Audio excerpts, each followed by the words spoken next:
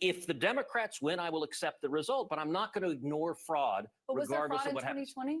Of course there was fraud in 2020. No, there wasn't, and you still objected. If the Democrats win, I will accept the result, but I'm not going to ignore fraud, regardless of what happens. Can you believe this? Of course there was fraud. No, there wasn't. And you still objected. Shut up. If the Democrats win, I will accept the result, but I'm not going to ignore Look at her. fraud. She's waiting. Look at her finger. Look at her finger. Of course there was fraud in 2020. No, there wasn't, and you still objected. No, there wasn't fraud in 2020. Can you imagine actually asserting such an idiotic statement at this point in time, given what we know? Let me bring this out. And in fairness to Caitlin Collins, even though she doesn't deserve it, I will play not the whole thing. This is one portion of the clip. I think this is the longer version, because then they pull it. No, there wasn't. There wasn't widespread election fraud that would have interfered, that would have changed the outcome of the election. A load of crap also. I mean, it's the stupid talking point that they all say. There was determinate fraud, if only because of the FBI suppressing the Hunter Biden laptop story. That alone is determinate election fraud carried out by a deep state apparatus. That alone. Set aside the Georgia not doing signature verification. Set aside all of the anomalies. Set aside the rule changes. Set aside the ballot harvesting. Set aside, the indefinite confinement in Wisconsin. Set aside all of that. The Hunter Biden suppression alone was election outcome determinate fraud. Period. You were the first senator to object to the vote. And it's like an amazing thing. She's a robot. She's not a human being. She's a human propagandist. I was going to quote The Simpsons. She's not a human being. She's a human doing. And then what's next? A human going. She's not a human being anymore in the role that she's playing. She is an NPC. In 2024, will you certify the election results? Do you plan to object, or will you accept the results regardless of who wins the election? So, Caitlin, I got to say, I think that's actually a ridiculous question. It's a yes or no question. Oh, no, it's a yes. Hey, here, let me ask you something. Will you undertake in advance to do something in respect of something that hasn't happened yet, and then not change your opinion if new facts come in that change the situation? You know what kind of question that is? It's a stupid question asked by a stupid journalist. And the only person who would answer, yes, I will undertake in advance to do something and then not change my mind if new facts come in, the only person that would answer yes to that is an idiot. It's not. Let me explain why it's a ridiculous question. It's not a question. You've ever asked a Democrat that? Of course. Oh, yeah, of course. But what Democrats? Hold on a second. Of course. And then she has to say, what Democrats? I know. I've been down this road many times. Yeah, well, then have a better answer next time. You cannot compare the two situations. We have talked about that. We've seen the audio of that when they protested on the Senate floor. Hold on a second. But has you ever had a sitting president who refused to facilitate the peaceful transition? Refuse to facilitate the peaceful They're just straight up lying mongers. Lying, that's not even a word. That his successor won the presidency? So, we did have a peaceful transfer of power. I was there on January 20th. I was there on the swearing. Barely. But barely. I can't play this entire thing. They are hacks. They are liars of the highest order. And then you get Bill Maher coming out and saying the exact same crap. Oh, we didn't. It wasn't a peaceful transfer of power. No, because he didn't lick Joe Biden's boots on the way out and say the election was perfect. I'm not going to challenge anything. I will ratify you stealing that election through the intelligence, lying about your crackhead son. I will lick your boots and ratify your stolen election. Okay, I'll tell you one thing, though. This is enough to make you lose sleep. It's enough to make you pull your hair out. But it's a good thing, because you may have noticed coming into this stream contains a paid promotion because it's our fine folk at the wellness company. It's not a joke, by the way. I had a dream last night that an alligator was chasing me. It's a metaphor, people, for the government. I had a dream the other night about Justin Trudeau confiscating my computer and then looking for memes to go after me for hate crimes under the new law. I swear to you, I actually had these dreams. I've never slept particularly well, but I can guarantee you one thing. For the last 4 years, a lot of people have not been sleeping particularly well. If you're tired, there is an epidemic of sleeplessness in America, and it is silently harming the health and well-being of millions of Americans every single year. You should watch the Joe Rogan, I forget who it was, talking about the importance of sleep. But before you put on your default melatonin and get hooked on melatonin. Know that it has been banned from over-the-counter sales in many countries. Not North America, of course, but it should be for disrupting sleep cycles to increasing tolerance and dependency over time. If you're in need of a sleep supplement, melatonin is not the answer. Instead, reach for Restful Sleep Formula from the fine folks at the Wellness Company, crafted by awake doctors, pun intended, like Peter McCullough and his chief medical board. The Wellness Company, who understands the mounting harms of melatonin. Restful Sleep Formula is an all-natural alternative to melatonin, packed with ashwagandha. Sounds good. Kava, chamomile, passion flower, and more. The powerful capsule has everything you need for deep, rejuvenating sleep. Here's the kicker with Restful Sleep Formula. You'll save 56% compared to buying each of those supplements separately. Plus, you'll save an extra 10% and free shipping when you use promo code VIVA at checkout. So go and get sleep. It's probably the most important thing out there. Exercise, sleep, and eating healthy. 3 things that too many people, and I won't just say Americans, Canadians, people across the world, do not do enough of. twc.health/Viva. Promo code Viva, 10% off and free shipping. And it's called, again, just so you get it, hold on a second, Restful Sleep Formula. They do find stuff at the Wellness Company. It's amazing. The link is in the description. And now, speaking of not having restful sleep, we're going to have, it's not going to be a fight, people. And I don't want anyone thinking there's going to be swearing or cussing or whatever. It's going to be a very civilized disagreement, because I have taken meaningful issue with 3 points, 3 issues, 3 things with Steve Baker. I like Steve Baker in as much as I know him. I don't think he's a bad man. I think a great wrong was done to him. He seems like a genuine good person who's out there doing good. And it doesn't mean that we will not disagree, because we disagree on 3 things that have gone sort of, fights on Twitter. Those 3 things being Jake Lang. The second one was Kyle Serafin's attempted takedown of James O'Keefe and Project Veritas, OMG. And the third, and that one flared up yesterday where he said, let's talk about this in person, which we will, is the FBI raid on Mar-a-Lago and misunderstandings that happen on Twitter, because Twitter is designed for fighting. It's designed for misunderstanding. You put something down and it can be read as a threat or as a compliment, depending on who reads it, how they read it, and how it's been done. All right, so by the way, first things first, I forgot to say, Viva Fry, you all know who I am.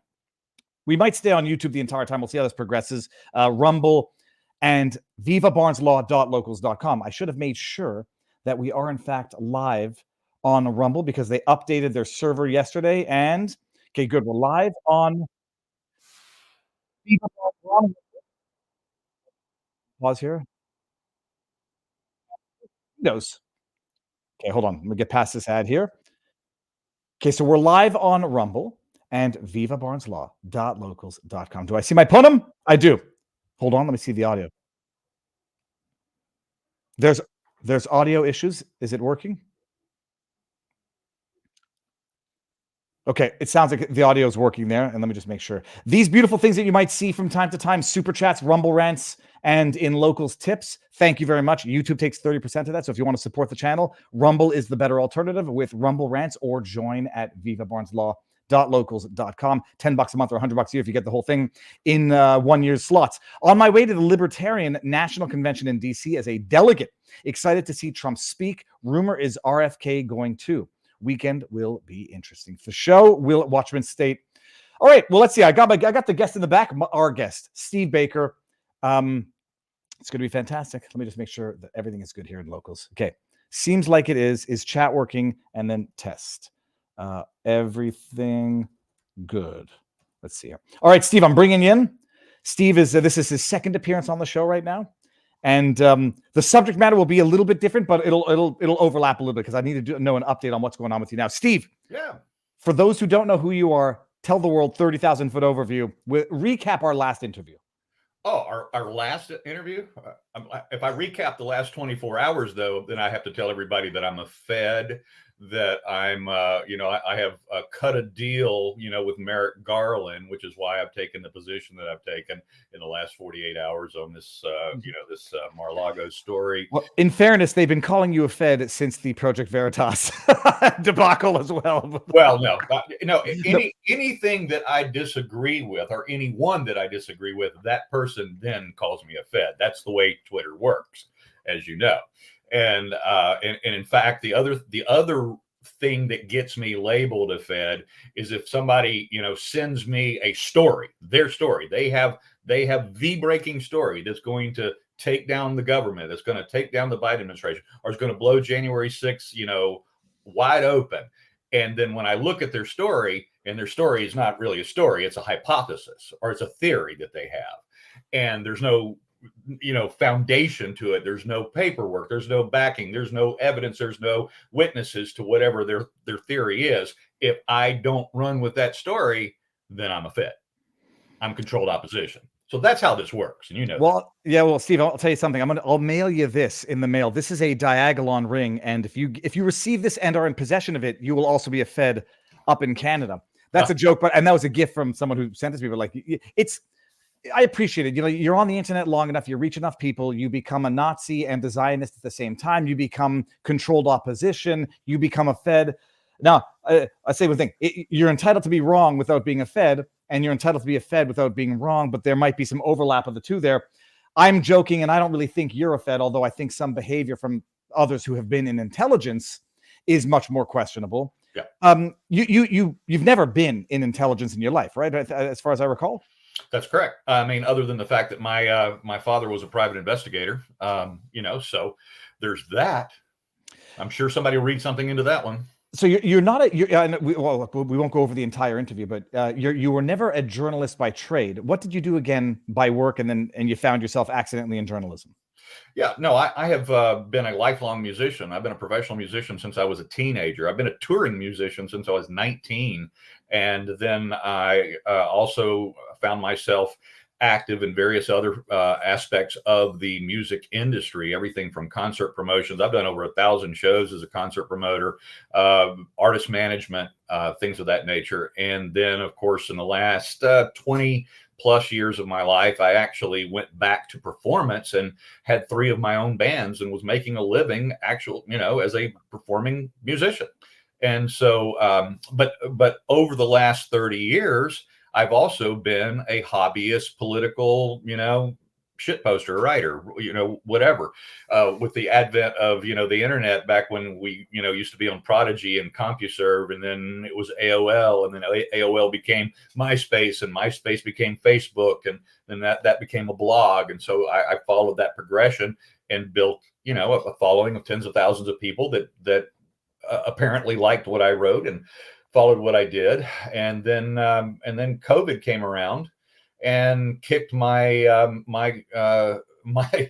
income out from underneath me. I wasn't allowed to perform for a year and a half. I was, sidelined by the government. And I like to say that the government weaponized me against them at that very moment. And so I turned what skills I had at that moment to begin the process of investigating what was going on behind the scenes with COVID, both in North Carolina, where I live. I'm not in North Carolina right now, by the way. I'm in a secret bunker in Louisiana somewhere, and hiding from the feds.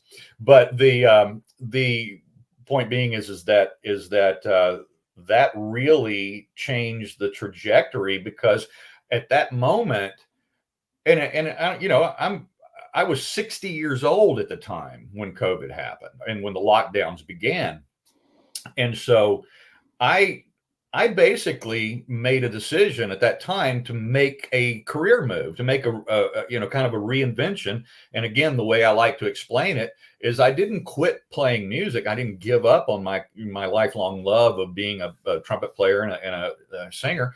I just moved that to the co-pilot's chair, and I took what I was doing in terms of my political writing and my investigative reporting, and I moved that to the captain's seat. And then 10 months later, January 6th happened. And so that brings us to where we are today. So now January 6th, you are facing charges. You haven't stood trial yet, correct? That's correct. Yeah. We're a long ways away from that. What were you charged with? What's the status of your current being prosecuted? Yeah, I have the same basic 4 misdemeanors that most all of the low-level defendants have.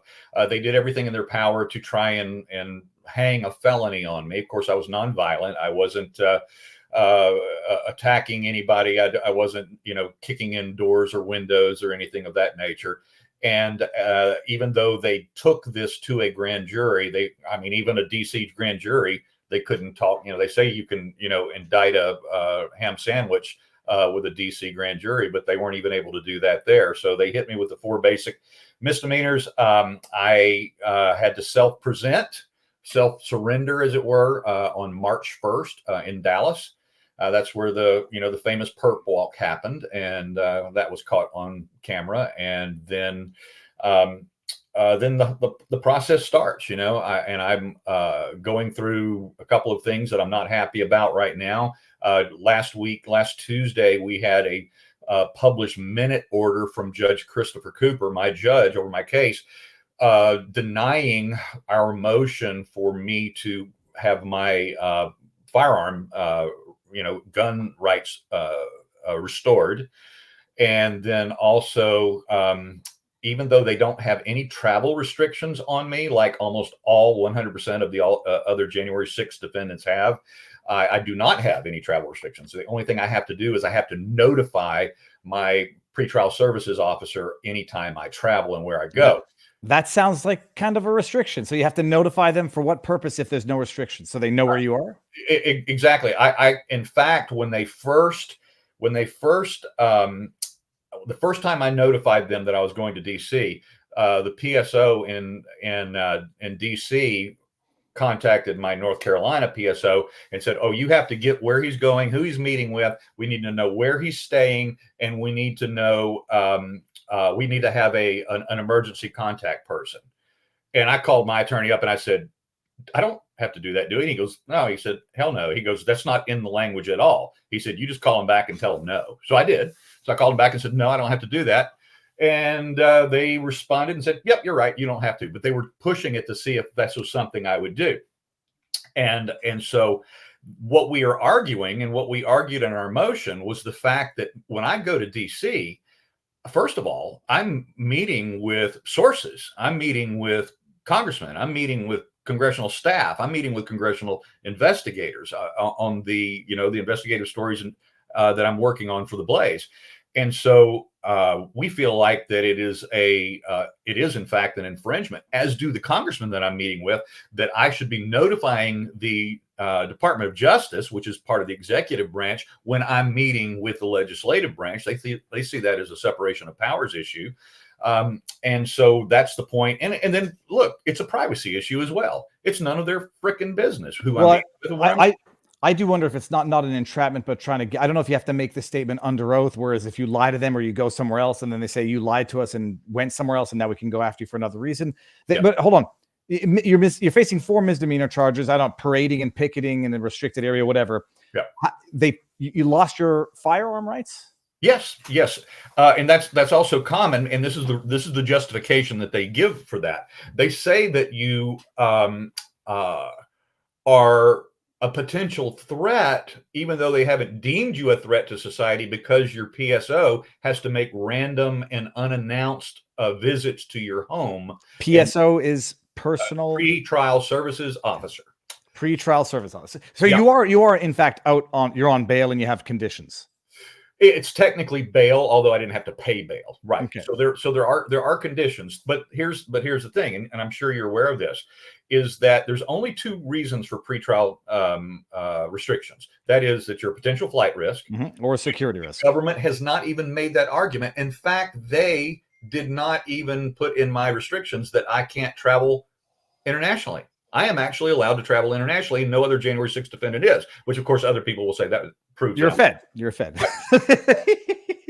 But there's a reason why the Department of Justice did not even lead with that. They actually, we expected travel restrictions like everybody else has, which means you have to get permission just to leave your home district. So I live in the home district of Central North Carolina, the federal district. And so anytime I would go to the eastern part of the state or the western part of the state, if I was a regular, if I had the normal restrictions on me, I'd have to notify my PSO. I'd actually not notify. I'd have to get permission to do so. I'd have to get permission to even travel to the beach, in North Carolina, even though I live in, Raleigh. And so, but I don't have that restriction on me. We expected that. My attorneys actually were licking their chops. They wanted that fight because especially they wanted the fight that I would not be allowed to go to DC like all other January 6th defendants are prevented from doing except to attend their trial or hearings. They can't go to DC. So they didn't even put that on me because I don't think that they wanted that PR fight, especially because I worked with the Blaze and the other friendly media sources would have screamed bloody murder about that. And then they would have accused the government of restricting me from doing the work, which is exposing government malfeasance. So that's what I do. I'm looking up Stephen Horn, who is the other journalist, because I'll say, in as much as there's a caveat to all of this, you and Stephen Horn, I think, were the only two journalists charged with any crimes. Is there another journalist that was There's charged? a couple more. Most notably, another one is by the name of J.D. Rivera out of Pensacola. I think he is one of the most compelling examples of what's wrong with all of these January 6th persecutions, in that JD was actually contracted. He's a contractor, professional videographer, and photojournalist. And he was contracted by a mainstream television station, news program out of Mobile, Alabama, right across the bay there from Pensacola, to be there and to film the events of January 6th. Well, he did what any journalist would do. He followed the story where the story went, and the story went inside the building. And he's got his big old bulky gear. He didn't, he wasn't doing this with his cell phone camera and then pretending that he was a journalist. He showed up with his high-end professional, big, bulky gear. He did no violence. He did no chanting. He did no parading. He didn't wear any, political gear or a MAGA hat or anything like that. He said absolutely nothing wrong. He did absolutely nothing wrong. He comported himself professionally. He was the first person arrested in the Panhandle of Florida. He was swatted by over 20 agents. He decided to go to trial, and on his understand, he was swatted for 4 misdemeanors by 20 agents. Red dots on himself, his family, his children, his wife. 6:30 in the morning. What's his name? How do I have not heard about this? Jesus Rivera, J.D. Rivera. Jesus Rivera. Okay, yeah, his trial, his case, and everything was one of the early ones. And when he did go to trial, he opted for a bench trial, knowing that you can't win in front of a jury in D.C. He was found guilty on all 4 counts, and then J.D. was sentenced to 8 months in a medium security prison facility in Georgia. And then J.D. was put into solitary confinement for the first 2 months. And then you'll love this. So when he's finally released into the general population for the remainder of his term, that's when he learned that he was the only misdemeanor defendant held in that prison. All of the other prisoners thought that he was probably, an informant or a narc or something, because they are like, no, misdemeanor people don't come to this prison. We're professional criminals. We commit real crimes and we go to real prisons, and misdemeanor defendants are not put in this prison. He's like, you are if you're a January 6th defendant. Jeez Louise. I've never heard of that man or his story, and now I'm going to reach out to him and try to get him on. Because I was going to say Stephen Horn, I don't think had travel restrictions. I think he was allowed to conceal carry for his own security. But apparently there is not a double standard or a lesser standard for journalists, given that story, which I hadn't heard about. Okay, interesting. Well, so suffice to say, Steve, I don't think you're a Fed, but I do question myself in terms of what the hell you're doing on the internet, in terms of some of the positions you're taking. Yeah. Let's start with the one that I found the stupidest possible fight, and I do question what the hell is going on. What is the unsuspendables or the suspendables? I'm sorry. Suspendables.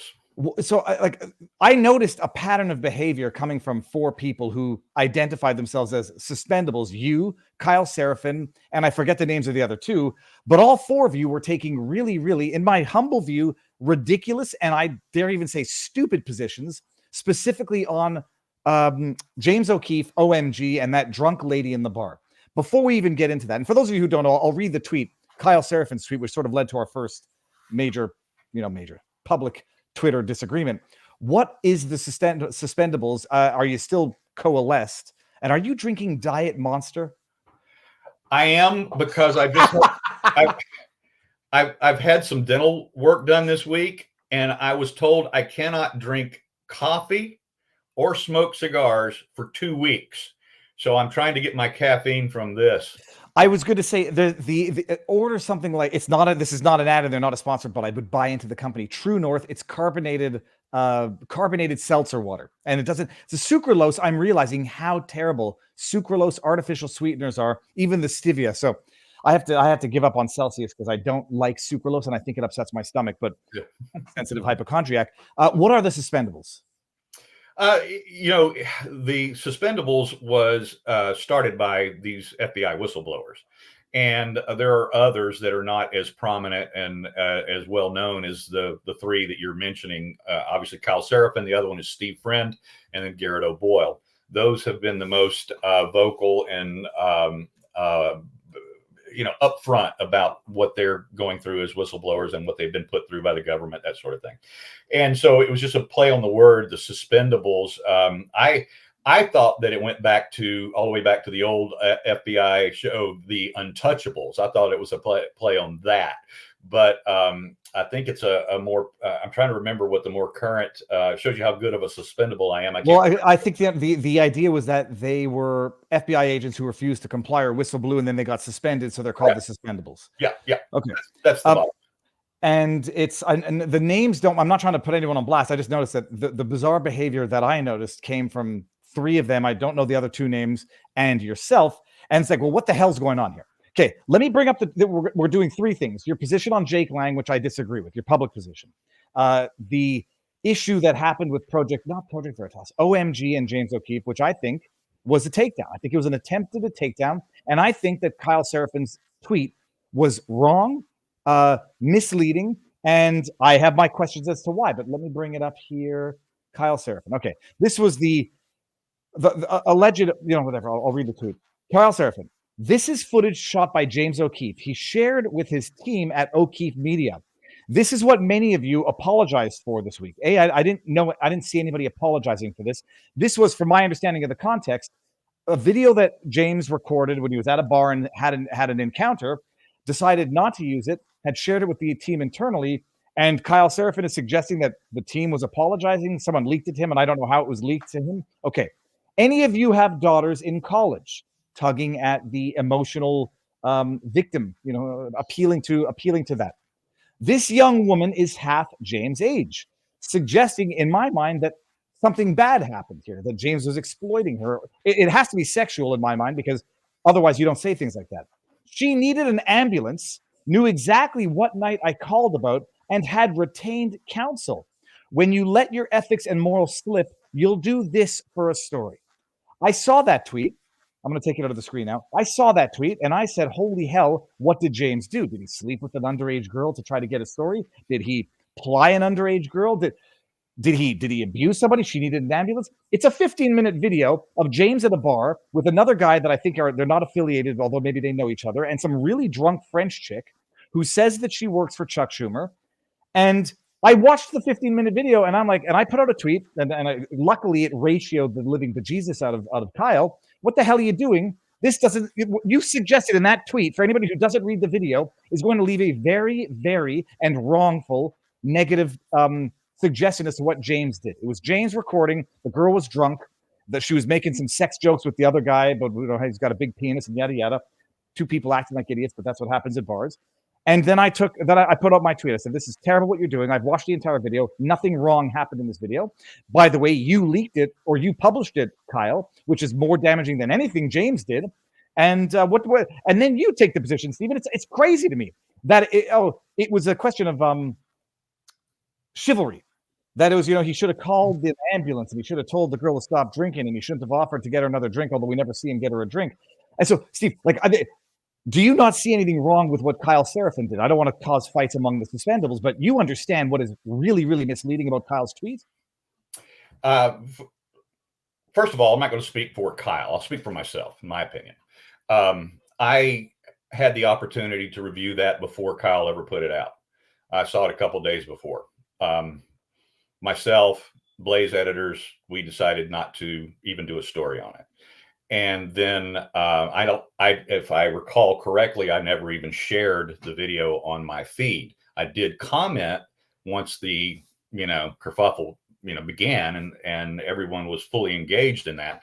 And I wasn't trying to either support or condemn. I was just saying, this is my feeling. This was my take on my view of that video. Is that, and I'll preface this by saying, there was a time in my life that in that same situation, the first thing I would have done is taken full advantage after I checked her ID, and I would have been the one taking full advantage of the drunk woman. All right. Full disclosure, there was a time in my life. I like to think that I have become a better man since that time in my life. Well, let me stop you there, Steve. I'm gonna pull up one just because it's funny. If out here talking to the CIA spook, I'll tell you one thing, and I can say this unequivocally: there was never a time in my life where I would have done that, because the fear of disease always trumped the perceived pleasure of the sex. Like that, never. Especially when you look at a video like that, it's like, I don't think this is the first time these people have acted like this in their lives. But okay, sorry. So set that aside. Understood. Yeah, no, but I'm full, as I said, in full disclosure, there was a time in my life, and it is what it is.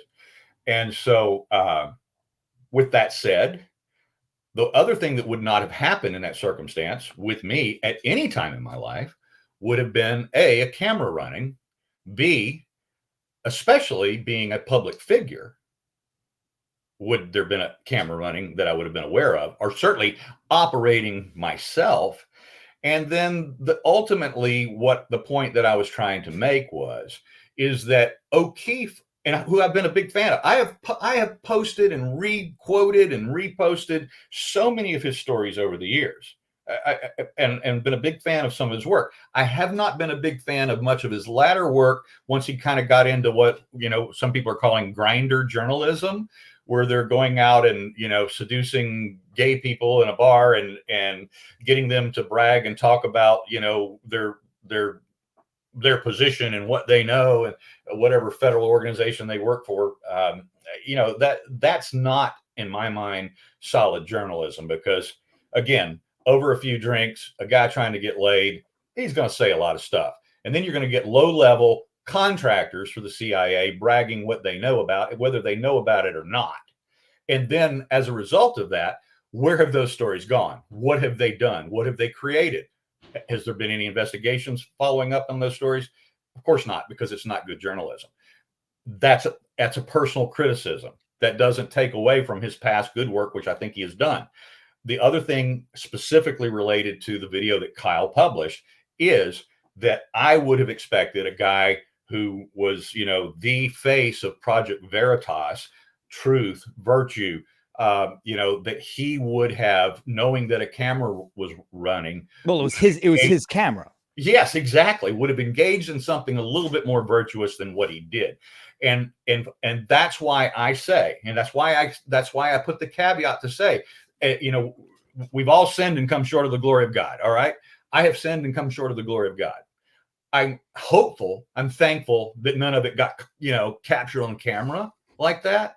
But I know that in my own personal journey, my life's evolution, spirituality is the one thing that I hope is given put in the same position, or that if my daughter was in her position, that a man, a real man, a virtuous man would have taken control of that and said, enough of this.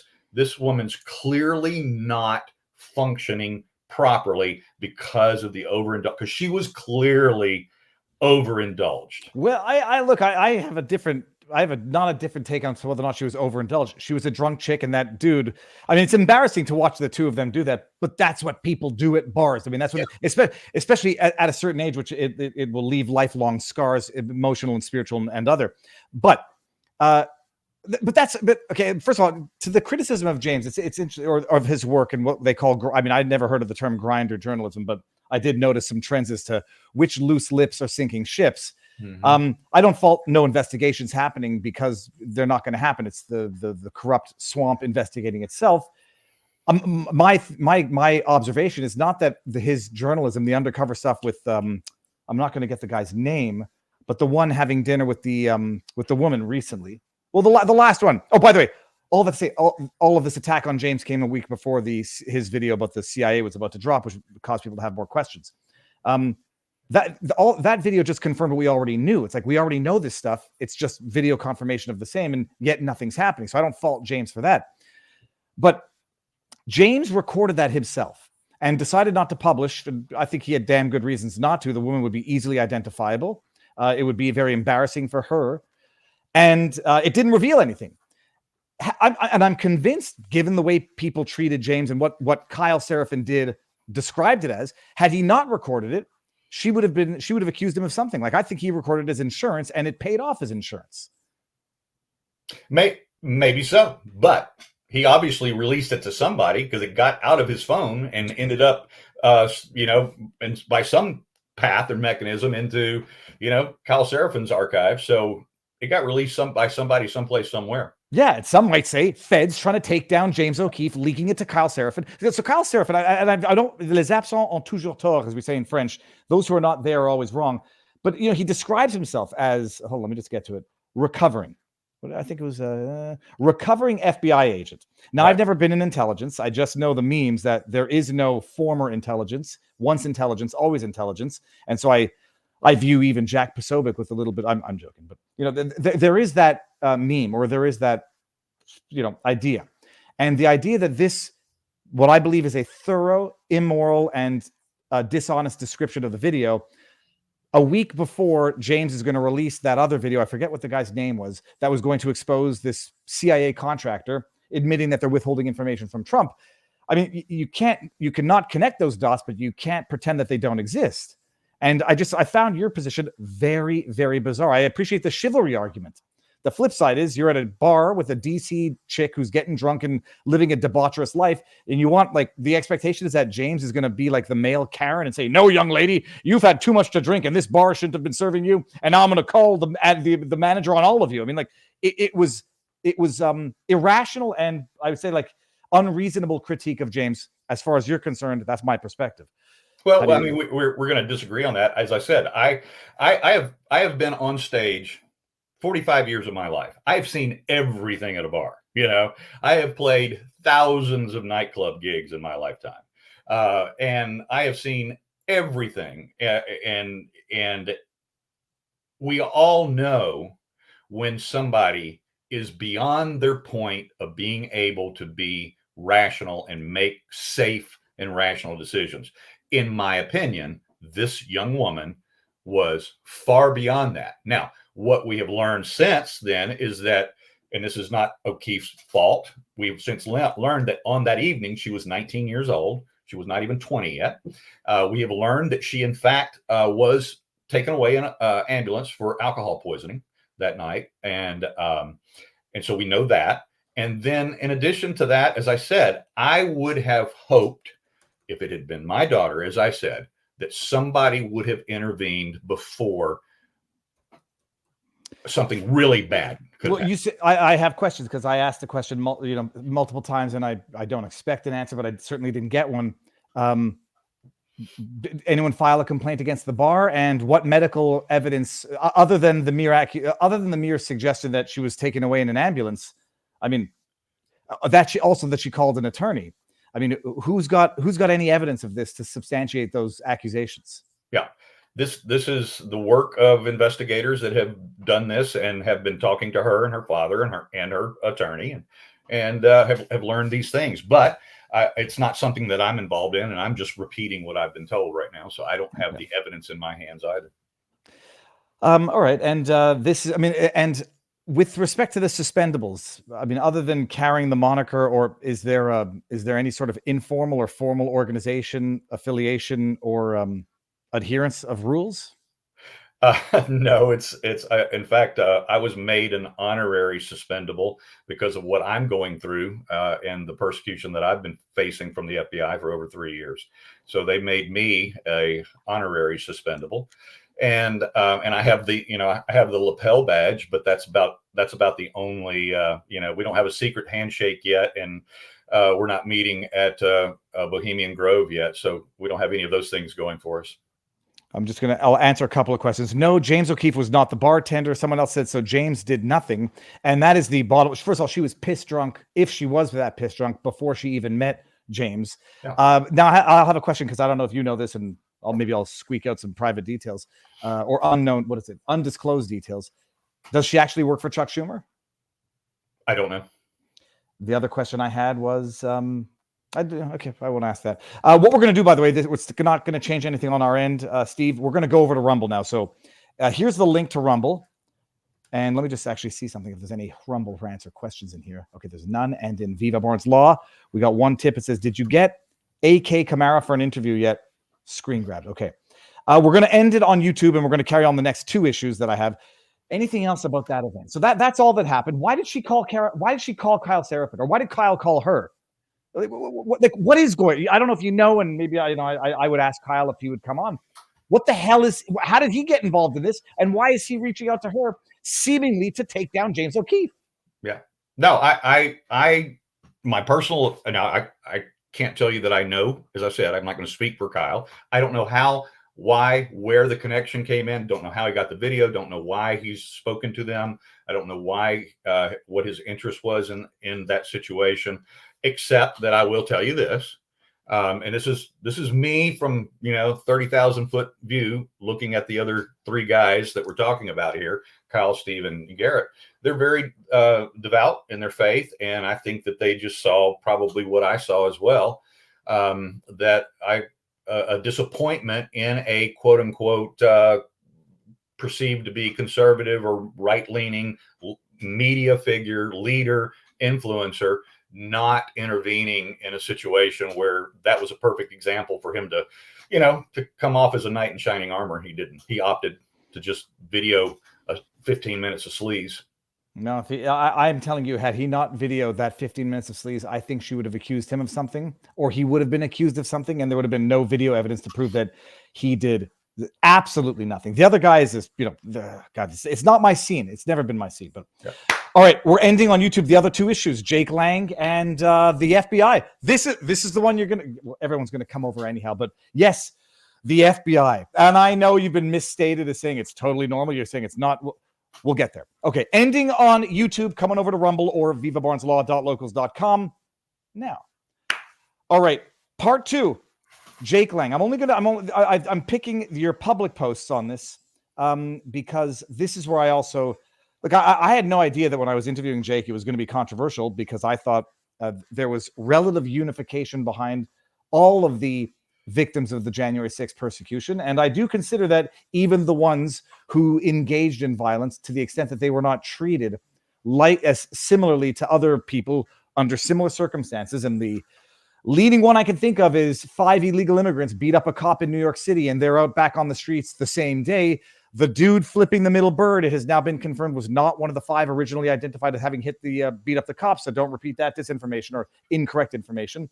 But the evidence to which there's a double standard 2-tier system is that Jake Lang, in as much as he engaged in violence against the police, is being treated wholly unfairly and disproportionately severely compared to the left when they engage with police, the Molotov cocktail lawyers and whatever. But so you put out this tweet. This is from a while back, April. Shipwreck. I think I've got a problem with shipwreck too as well. Let me just do that. All of you, Jake Lang has not had a trial. All of you, Jake Lang has not had a trial by his choice. He asked for his trial to be delayed pending the outcome in Fisher. His case is before Judge Nichols, and the 1512 count against him was dismissed. The government appealed the dismissal, which paused the case. The case has remained paused with Lang's agreement, while the 1512, that's the obstruction one that's under challenge with the Fisher case, I think. Yeah. In the appeals course. Why is Lang okay with this? Because he knows he's getting convicted on multiple other counts. The video evidence against him is overwhelming. So he is simply serving his sentence now. But he uses the fact that he has been in custody as a basis for his martyrdom and fundraising tool. Got a bunch of problems with shipwreck on this. He wouldn't be able to raise nearly as much money if he was out on bail.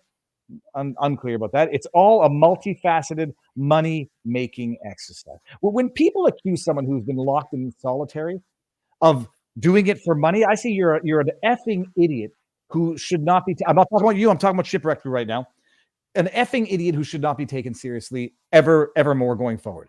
The idea that there's any amount of money that you can get paid to be tortured in solitary indefinitely, it's mind-blowingly stupid, something only someone can say from the comfort of their living room, from the protection of their keyboard.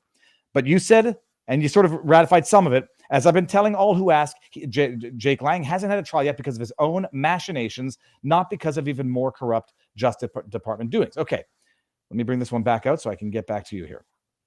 My issue with this, well, I guess two questions. I'm not sure. Are you familiar as to whether or not any potentially exculpatory evidence was withheld from Jake at any point in time during his prosecution or prosecution? Well, he hasn't been to trial yet. So in terms of what exculpatory or possible exculpatory video there might be, I'm not familiar with that.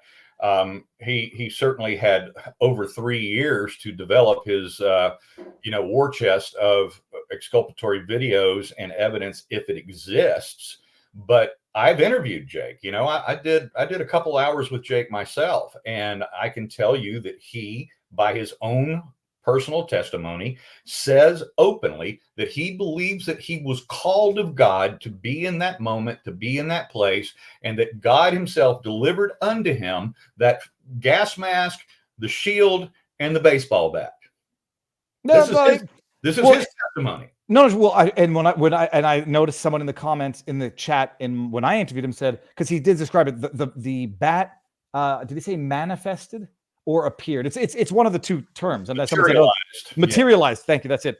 But here's the thing, like, as far as I'm concerned, even if what you say is true, and let's just say he engaged in violence, there's no question, he admits it. He says he was defending against police brutality. Okay, that'll be his defense. Good luck with that when That'll work. But the question remains, why in the hell would he not? He's in jail of his own choice because he knows he'll get time and a half or whatever it is for what he serves before conviction. Why wouldn't he be released? Why wouldn't he be released? He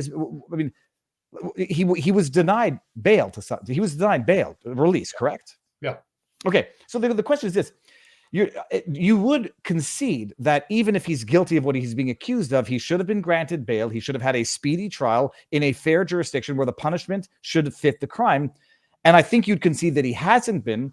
The question then becomes, from a perception point of view, what do you think people are going to think when, instead of saying, yes, it's an injustice, he did something bad and he should serve the appropriate commensurate crime, right? People are calling him a fraud. People are calling him a fed. People are calling him an informant. And some of the suggestions that you make seem to lend to that idea.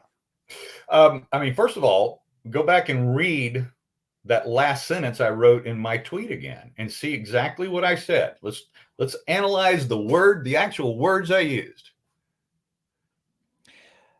Okay. Well, I'm afraid, yes, not because of an even more corrupt Justice Department. Okay. Because where you and I agree, and I agree completely with this, is that all January 6 defendants have been over-prosecuted, over-sentenced, overcharged. They have been unfairly swatted. And nobody in the 100-year history of the FBI, they never once swatted a misdemeanor defendant until January 6. They're not only swatting misdemeanor defendants, they're swatting non-violent misdemeanor defendants. You cannot tell me, based on just that one small little example, that this is not political persecution, because that's exactly what it is. And Julie Kelly had a great story out, I think it was on Monday, about the pro-Hamas protester back in November who punched a Capitol police officer. I think it was a female officer, if I remember her story correctly, threw her against a wall, punched her in the face. And this defendant has now been given 45 hours of community service. It's a fucking joke. But okay. Stephen, by contrast, J.D. Rivera, who we talked about earlier, did no violence. He wielded a camera, a professional camera. It was contracted by a television station in Mobile, Alabama, and he got 8 months in prison. This isn't two-tiered. This is selective prosecution, selective persecution to the nth degree. And it doesn't matter whether we're talking about Stuart Rhodes or Enrique Tarrio or we're talking about JD, or we're talking about Jake Lyon, or we're talking about me. It's far, far, far over the top what they're doing, because they are creating and establishing a narrative here that they, and also precedent, by the way. And this is what I've been arguing to some of the congressional leaders that I'm meeting with, is that the danger of what's happening in these DC courts right now, courtrooms, is the precedence that is being set in DC court, district court, to where every single one of these sentences are enhanced by the words you used when you were committing your act of trespassing, your act of picketing and parading, or your act of violence. If you said scary words or you said unacceptable things like I did, I called Nancy Pelosi a bitch. I called her a bitch in my hotel room in Virginia afterwards, and that is in my charging documents, Viva. She is a bitch. Sorry, I don't want to get you in trouble. Yeah, but that much I understand. That's why I'm not that I'm not sympathetic. I'm very, very suspicious when people call you a Fed, and it's the idea that, yeah, sure, you're saying, okay, the DOJ and the DOJ and the whole system is corrupt, and they're even more corrupt than Jake, but Jake is getting a little bit of what he deserves, and he's not who he says he is basically how it reads. And you can understand how people are going to interpret that, or I'm sure you think misinterpret that, and forget the shipwreck crew. The idea that, like, oh yeah, no, he chose to be in there. He's claiming to be a martyr, and he's getting what he deserves is effectively what this looks like. And when I look at it, I don't know if shipwreck crew, I don't know. I know them from a hole in the wall. I just know that Barnes mentions them every now and again. I think they're conservative. This looks like, between you, Kyle, the other two, Shipwrecked, this looks like a little bit of Operation COINTELPRO 2.0, where you're getting conservatives to do stupid things, to cause fissures among unity, and by basically turning the victims into the victimizers. All right. So there are three characterizations by which I categorize all January 6 people. This is what I saw that day. I've been saying this phrase for 3 years. I've seen that on the day, because I was there, obviously, I saw bad people doing bad things. I saw good people doing good things. This is on both sides of the police line, by the way. And I saw otherwise good people doing stupid things, caught up in the moment. That's also on both sides of the police line. Let me give you an example. I'm not going to mention this cop's name because his life has been destroyed post January 6th. He's under threats. I can't say any more about him, or I'll give away who he is. But this guy is a conservative, Trump supporter. He was on one of those two. I'm not even going to name which law enforcement agency he was with, but he was with either Capitol Police or Metro PD. And because of the actions that he engaged in that day, whether authorized, whether legal, whether illegal, whether outside of their training, whatever the case may be, the characterization by right-wing media influencers on this cop has destroyed his life. And I had the opportunity to interview him a few weeks ago, and we met in a very secret place because he could not be seen with me because he's still on the department that he serves with. And he wept. He said, my life is being destroyed by my people. They don't understand. And he said, none of these people who wrote articles about me even bothered to phone me and ask me a question. They don't know me. They don't know why I did what I did. They don't know what orders I was following, but they've destroyed my life. Okay. Now, with that said, there are a lot of people out there who have a lot of opinions about a lot of these characters, good, bad, and that middle ground, otherwise good and did stupid things, that they haven't done the work of going out and doing what I do. This is why I spend half my time in DC, is because I'm doing the work there to learn what's really going on. And part of that, Viva, is the fact that I've also interviewed many of these defendants who have spent time with Jake Langs and the other Jake Langs in various prisons or jails, and they have stories to tell. And what I would invite you to do, and I'm happy to give you the numbers, the phone numbers of a couple of the very key characters that you ought to talk to. And if you want to know what these people are willing to tell you about Jake's character from having been with him, lived with him, not just for days or weeks, for many of them months on end, and sometimes repeatedly, because they move these guys around. You know, it's one of the tortures that they do to these guys, and they've done it to Jake, is what they call diesel therapy. Have you ever heard of that? No. Diesel therapy is the you can look it up. I think there's even a page on it on Wikipedia, but it's an actual cruel punishment where they wake up the guys at 3 o'clock in the morning and then yank them and put them on a bus or train or whatever and transfer them to another facility halfway across the country. And then they do it over and over and over and over again. Jake has probably been transferred 16 or 18 times at this point. I mean, I am not saying for a second that they have not put this guy through absolute misery. But if you talk to the other people who he has done time with, they will tell you that 90% of what Jake has been put through has been self-inflicted, because he is a major hothead. He starts fights. He engages in heated, angry episodes with guards that escalate and then end up getting all of the guys locked down for Jake's behavior, and they had nothing to do with it, because they will do that. They'll punish your entire pod.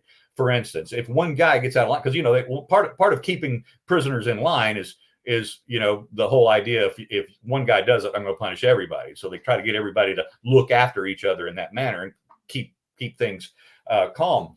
And Jake will lose it. He'll get them all put into lockdown as a result of his behavior. And I'll just give you, and again, I'm going to give you a story that is unique to me and Jake. Before I ever granted or agreed to interview Jake myself, he called me on a like FaceTime live. I got a video call from Jake.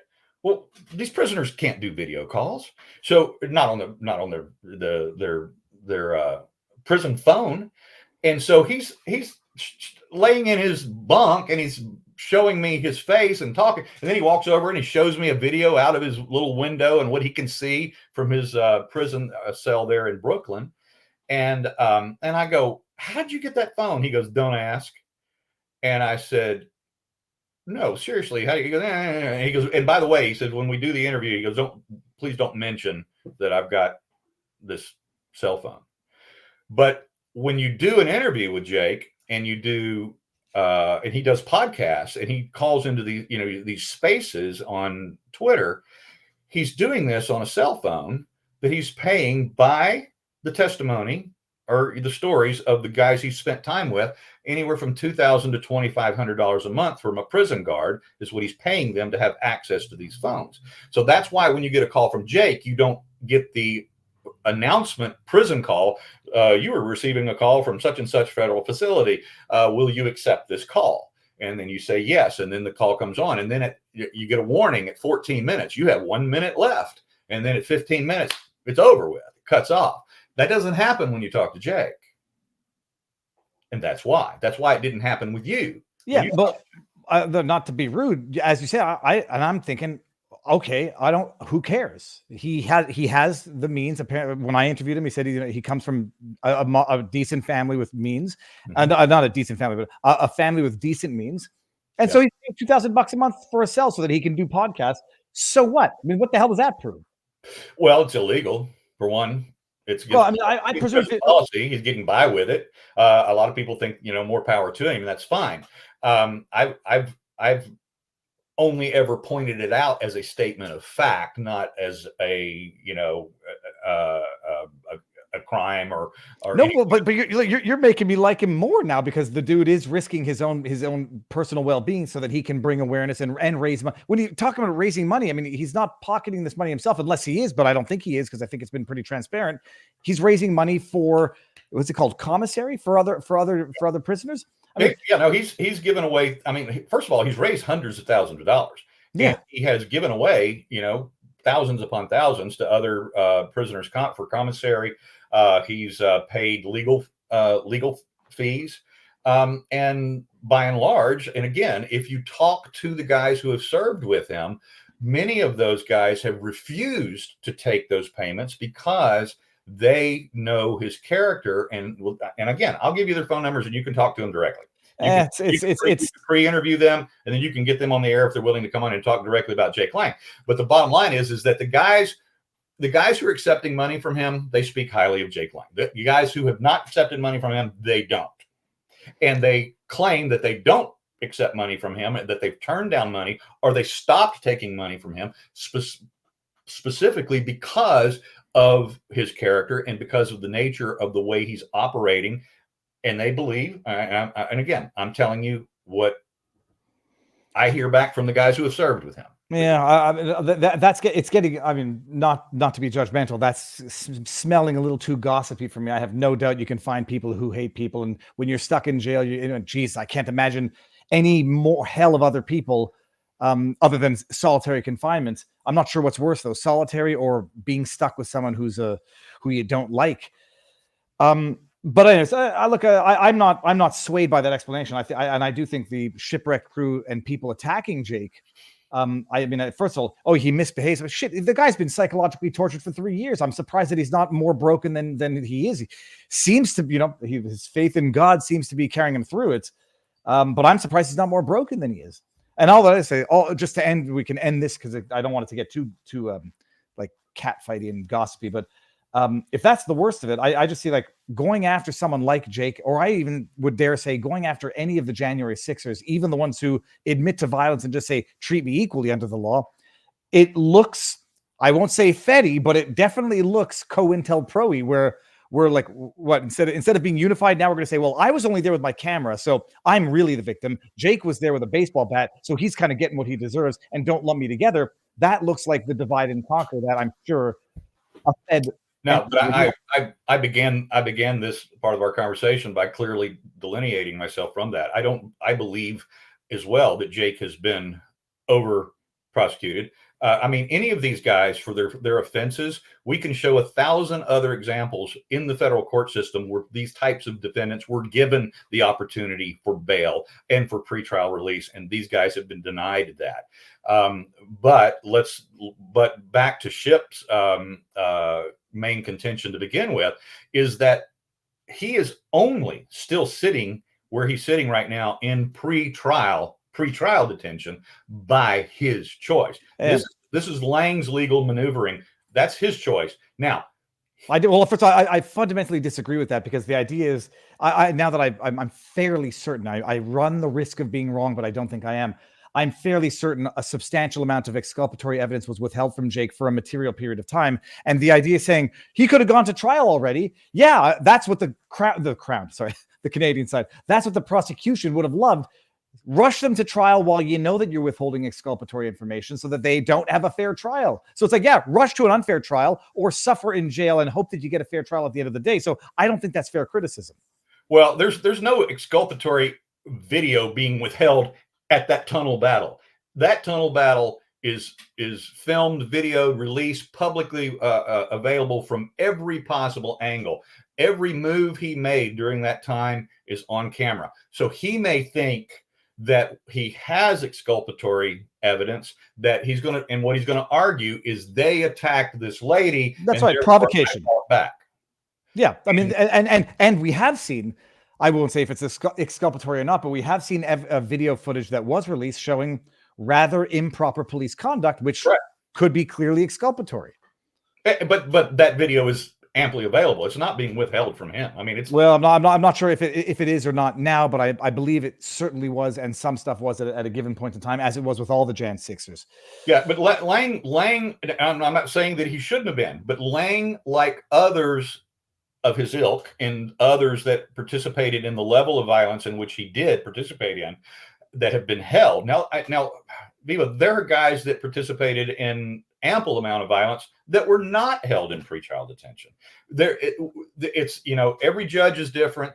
There's no standard here that they're working off of. Every judge is the god of his own courtroom, and he makes his own decisions. That's why some people like myself, I'm being denied the right to carry my firearms, whereas Stephen Horn was given his back, different judge. And I know a felony defendant who he was never even required to surrender his firearms. He didn't even have to ask for them back. J6, they're all, and again, a different judge altogether. So I completely, you and I are in complete agreement that all of these defendants are being unfairly prosecuted. I say persecuted. And certainly by way of comparison to equal type offenders across the board, whether we're looking at the 2020 riots, we're looking at the pro-Hamas riots, whether we're looking at the riots of January 20th, 2017, which hundreds of people attacked federal officers that night. Hundreds were arrested, and all of them ended up having their cases thrown out. All of them. All right, I think we've exhausted that. I mean, we agree on the basics. I just think it's the some of the criticism against Jake. I think it's, first of all, whether or not it's idealized. I think it's just displaced energy, and I'm really going to be very, very reluctant to accuse someone who's been stuck in solitary of to blame them for anything that's happened to them. It's not it goes a little bit beyond victim blaming. I would certainly not accuse, you've never accused him of being a Fed. I know other people have, because they say, oh, if he's got a phone, he's got to be a Fed, he's got to be an informant and all this other crap. And I've spoken to him, and I think it's all a load of crap. But I sure as hell will be very, very reluctant to accuse anyone who's gone through what Jake has gone through of that. When Jeremy McKenzie of Diagolon, this is the guy who started his online community with Diagolon, he gets hauled off to solitary for trumped up charges that ultimately get dropped. And people say, oh, you see, the charges got dropped, he must have been a Fed. I was like, yeah, after he spent weeks in solitary, if he's a Fed, he's the worst Fed. It's a very cheap and divisive accusation to make, which is why I'm very even reluctant to entertain the accusations of you being Fed. You can be wrong on certain things, and I think you are, but not a Fed. Now, before we get into the last one, this is going to be fun, but this is the FBI raid. Let me, if I may, just read. I saw a rumble rant from Ginger Ninja, who was just on with Matt Christensen yesterday. King of Biltong has become a new monthly supporter. Biltong is the meat. It's delicious. Ginger Ninja says, so we're supposed to require O'Keefe to be a sappy 60-year-old father figure to a drunk at a bar. If you ask me, I think I agree with the Ginger here. That's equally creepy. Come, young lady, give me your father's number. I'll take you home. If he did, Steve would be saying that he's taking advantage of her. Ginger Ninja says, what I hear from Steve, bend the knee to the tyrants and to the tyrants who engage in cruel and unusual punishments. All right, that's fair enough. Ginger, thank you. And then we got King of Biltong, who says, good morning from Anton's Meat and Eat. Free shipping on your Biltong using code VIVA. BiltongUSA.com, AntonUSA.com.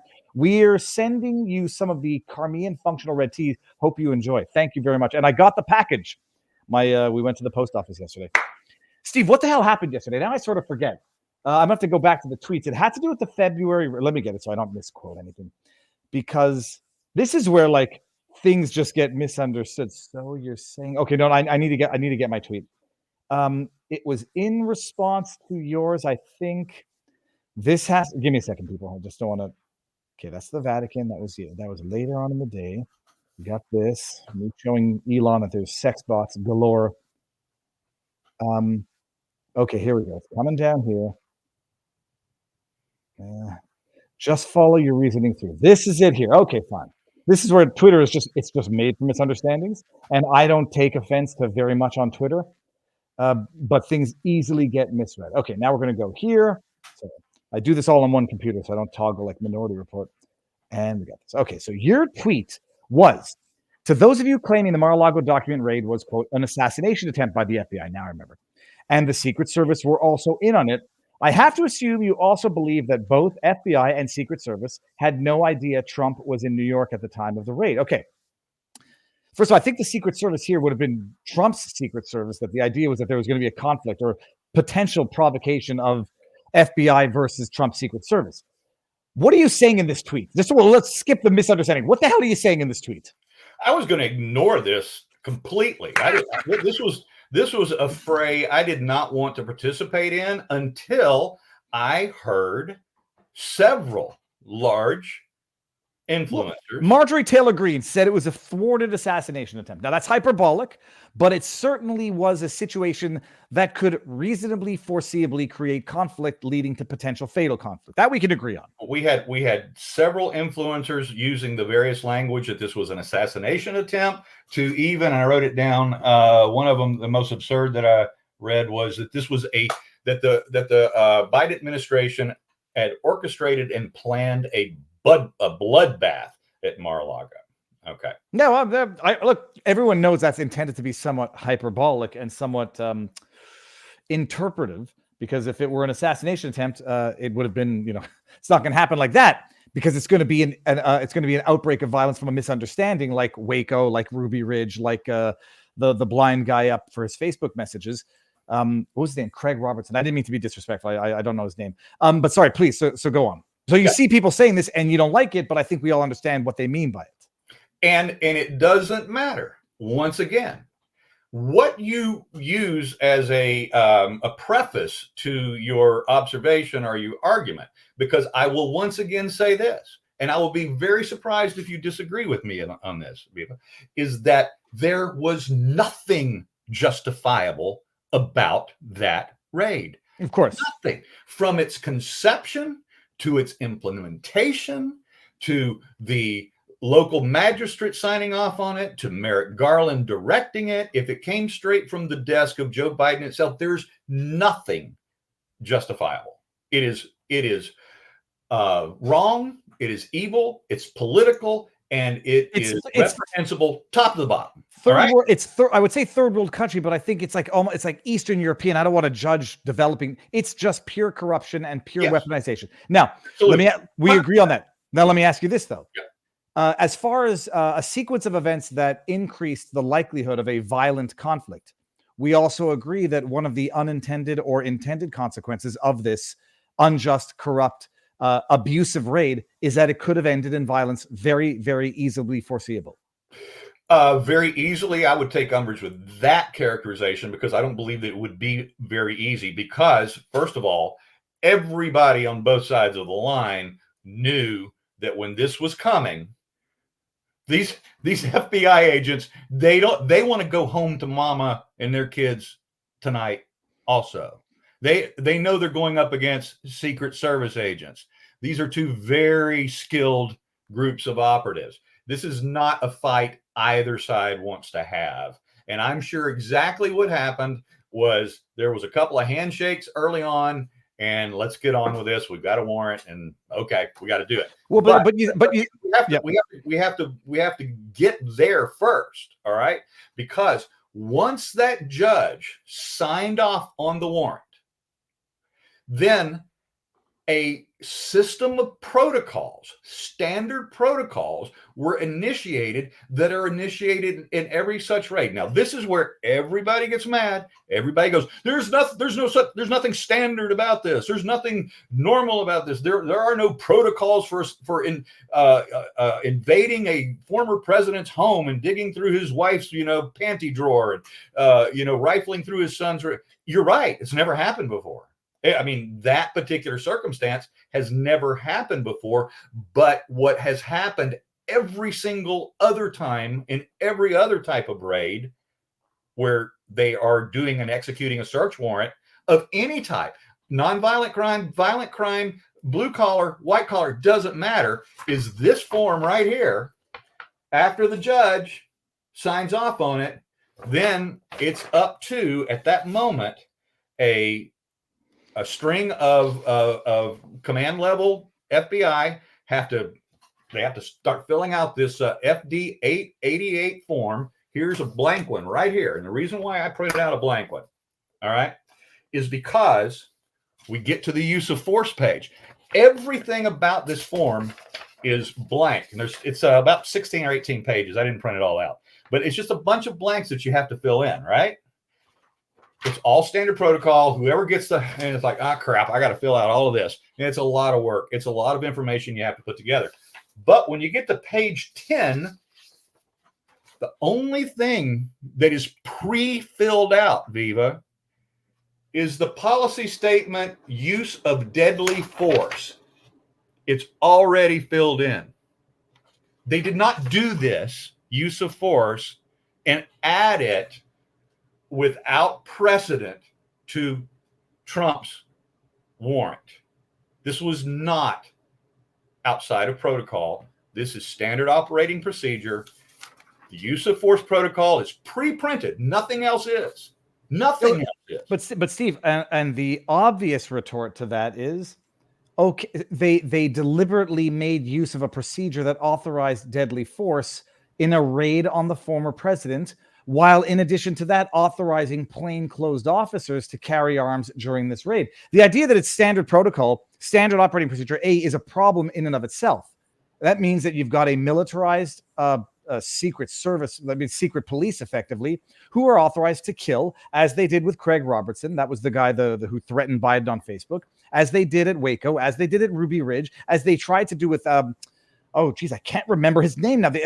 When another one of the raids where they throw concussive grenades at a man or at a place where they know he's got guns, in the hopes that he comes over with a gun so they can shoot him. So that was in Tennessee. Yeah. So the idea that it's standard operating procedure A is a problem on its face. That doesn't absolve. That's a different argument. But that doesn't absolve the government, because all that means is that they were deliberately weaponizing what they know is a quiver in their arsenal, or that's the wrong, an arrow in their quiver, a weapon in their arsenal. They know, oh, it's standard operating, so let's go use it. And if all hell breaks loose and there's a firefight because Trump's Secret Service sees plainclothes people approaching Mar-a-Lago. But we can only speculate that because we never heard that conversation. Well, but you don't need to speculate, because they did something which is standard operating procedure, which is absolutely unheard of as relates to a documents raid on a president. So, like, the fact they're using standard operating procedure, lethal force, potential force. What's unheard of is a document raid on a president, and we've already agreed that this is reprehensible. It's abhorrent. It is, as you said, it's Eastern European bullshit. This is the kind of stuff I would expect, from Soviet states or from China or whatever. But that is the part we agree on. As I said, though, is that it doesn't matter if it's a document raid or it's a raid on a 4 misdemeanor photojournalist out of Pensacola. Once the warrant is signed, these forms have to be filled out, and it happens 100% of the time. And the use of force is there because 100% of the time it's armed law enforcement officers showing up at the house, the business, or whatever the facility is that's being served the warrant. And that's just because they're armed. There was no special intent beyond the political optics of this raid and the ultimate purpose of this raid to try and take Trump out. When I say take him out politically, there was no purpose specifically mandated by this that was exceptional to any other such served warrant. They're always armed, and that's why they don't have to fill this part out. No, but I mean, I think everybody agrees on that. No one is disagreeing with the fact that it's pre-filled. That's good. All that means is that they did it knowing that they were guaranteed the right to use force when raiding a former president with his own Secret Service, where there could be a legitimate clash and a predictable one between, from what I understand, maybe you know as well, between two seemingly equal levels of the government, where you have it's the federal law enforcement who protect the president and the feds who are now raiding the president. I mean, this was built for a potential disaster that sure as hell would have. But actually, just going back to your tweet, where you said, "Oh, you think the FBI didn't know that he wasn't home," which is like, all right, did I misunderstand? You're saying so the fact that they knew he wasn't there somehow makes it better, or makes it less bad, I guess. Am I saying it makes it less bad? I'm saying that it was clearly not an attempted assassination, because look, I talk to my FBI agents all the time. The guys that have been building the case on me for 3 years. I have a chat with them all the time. I say, "Hey, Craig. Hey, Garrett. How you doing today?" And joke whenever I'm talking to somebody else. Whereas in my old travels in the Soviet Union, I used to lean over to the lamp and go, testing, 1, 2, KGB, are you there? I joke about that in the same manner. But what I'm not joking about is they know where I am at all times. This is one of the absurdities of in my own pretrial restrictions that I have to notify them when I'm going out of the district. But this was my point. So then you are in fact saying they knew he wasn't there, and they're carrying out a raid on a defendant knowing that he's not there. That's even worse. So it can't be worse than it already is, Viva. It can't be worse. This is the worst thing that is, in my opinion, has ever been done to a former president. And I'm saying that as a guy who's never been a Trump supporter. It's horrible. It's horrible. Well, my argument is that it was not a planned bloodbath, and it was not a failed assassination attempt. I think you're splitting hairs a little bit, because the bottom line is it could easily have become one, maybe not reasonably forced, maybe not probability wise, certainly more likely that there's a prospect of violence when there's a raid on anybody, period. I would first of all argue that in this particular instance, it had the lowest level of probability, because whoever the special agent in charge was called the lead, Secret Service guy on the ground there and had, we got this warrant. We're coming. I know this sucks. This is a bunch of bullshit. I'm guarantee you they had that conversation. I've had that conversation with one of the U.S. Marshals that was processing me at the federal courthouse in Dallas. He looked at my paperwork and he went, "Man, this is bullshit." Well, Steve, actually, hold on. I'm reading Ginger Ninja, who says, well, first of all, Pinochet's helicopter tour says, "Sorry, the enemy is the enemy. I am under no obligation to forgive, associate, or tinkle with the enemy. Tinkle on the enemy if they were on fire." But Ginger says they were authorized to go in with box cutters, Steve. Like assassination, I think nobody takes it entirely literally, not seriously, but not literally. My operating theory is that they have been trying to expose Trump to as much natural danger as humanly possible, or danger from unhinged lefties. So they make him go to Georgia for his mugshot. It's one, for the humiliation, but two, get him out in public where nutcases can do nutcase things. Bring him to court in New York, day in and day out, where stupid people, crazy people can do stupid and crazy things. What do you have to say for the fact that they're authorizing them to go in with box cutters, plain clothes? Let me see what else here. Cars and rifles. I mean, it is something that, hey, if shit pops off, all the better. It'll make it look like we've got a rogue president, a Russian asset who's now taking on the FBI. I mean, that's what it would have looked like. That's what it would have been framed as, Trump there or not. The fact that he's not there, and that he's not there to supervise what's going on, and they had the whole security camera issue. I mean, we agree it's all terrible, but I don't think it's a laughable idea that this was, if there would have been violence or something catastrophic, that would have been a feature, not a bug of the situation. As I said, this is my logical reasoning, is that the chances of violence were diminished by, in fact, who the two blue on blue forces were.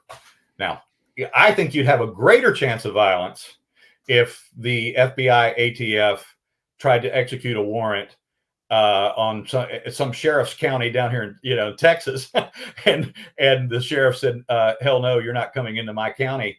I think you would have a bigger chance of that happening rather than two federal agencies, because they certainly were in communication with each other, and they certainly all want to go home to mama and to their kids. And there was not going to be a shootout. There was not going to be a shootout at the Mar-a-Lago Corral that day. Well, I don't know, man. I'm certain that the FBI agents who showed up at Koresh's place, they all wanted to go home too, but they also wanted to test out some of their new tools that they had in the arsenal.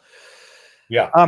Steve, what else is going on now? We've gotten through our three grievances, and I still have no problem with you, even though I still think the other thing is I appreciate the risk of trying to be too, not holier than thou, but too nuanced on social media. Yeah, well, and when you feel the need to call out the bloodbaths or the assassination attempts, there I know it's a silly thing, because nobody really thinks it was like an overt missile to helicopter, but what it was as far as I'm concerned, a Department of Justice deliberately acting in a provocational manner that could easily have triggered violence. And had it triggered the violence, they would have just said, now January 6th, and now the standoff at Mar-a-Lago. I mean, that's what it would have been framed as. So I think it was deliberate. I think they didn't care if there was violence, and they would have loved it, because they would have reframed it to their liking.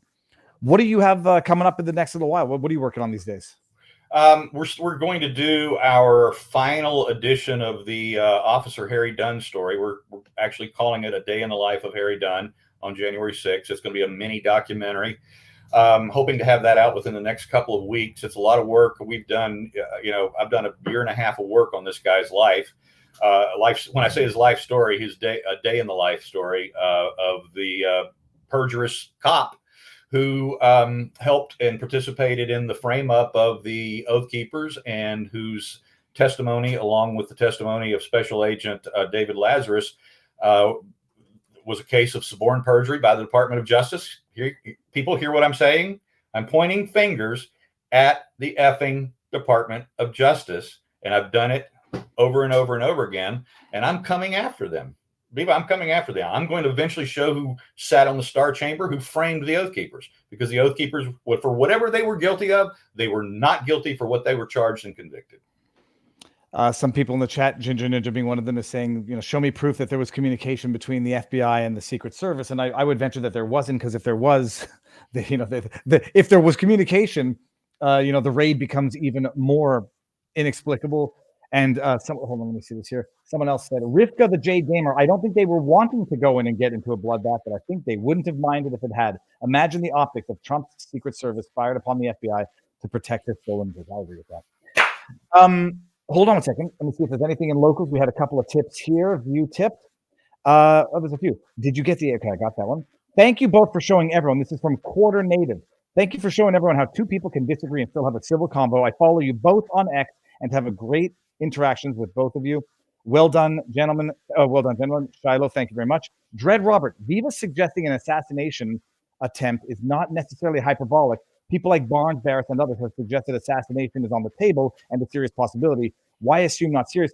That's from Dread Roberts. And Steve, I mean, this is why, I agree, because if it's not going to be an assassination like poisoning Navalny, if that, to the extent that is the way it actually went down, it can't be an overt assassination. It has to be something like an accident or something like this. Like, if you were going to set it up so that shit pops off, what else would you do differently? Okay, good. It didn't happen, and we just raided the former president, and then we had the FBI in there when Trump wasn't there, framing evidence and setting up evidence with falsified documents. But if they're going to try to do it, it can't look like an assassination. It's got to look like something inadvertent. So, what other way would they have done it if not for that? But I agree. We probably won't agree on that. My personal opinion is, knowing the gregarious nature of Trump, had he been there at Mar-a-Lago, he would have been the first one out the door, first one to walk out and shake every one of their hands, and he would have laughed with them, and he'd immediately started Truth Social sending out posts and taking pictures of what was going on. He would have had a PR field day with that, and nobody's gonna shoot the president in that moment. They've shot other people, Steve. Yeah, they have, but not in. We're talking about unprecedented times, unprecedented territory. Interested party. This is just not a situation where that was going to develop by logic, as far as I will vehemently disagree with you on that. But that doesn't. Now we know where the disagreement begins and ends. Interested party says the blame is with the DOJ, not the FBI, for causing a dangerous situation with the search warrant. Both the FBI and Secret Service were put in danger they shouldn't have been in, and Merrick Garland is to blame. But all of that has been known since the day of the raid. Not news, maybe news to Julie Kelly, but not news.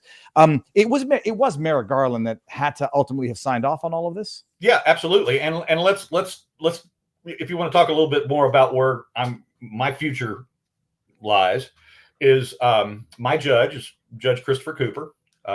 That's a DC, district court judge. And the guy who officiated Judge Cooper's wedding in 1999 was none other than a man by the name of Merrick Garland. My judge, Christopher Cooper, also famously in Dr. Simone Gold's sentencing hearing, which she was given 60 days in prison for peacefully entering a restricted space.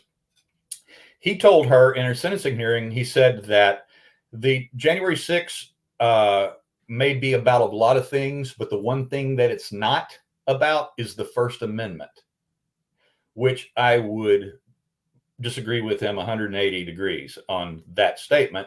And furthermore, Judge Christopher Cooper, my judge, is the same judge that sentenced Catherine Herridge. Held Catherine Herridge of CBS in contempt for not turning over her sources to the court when ordered.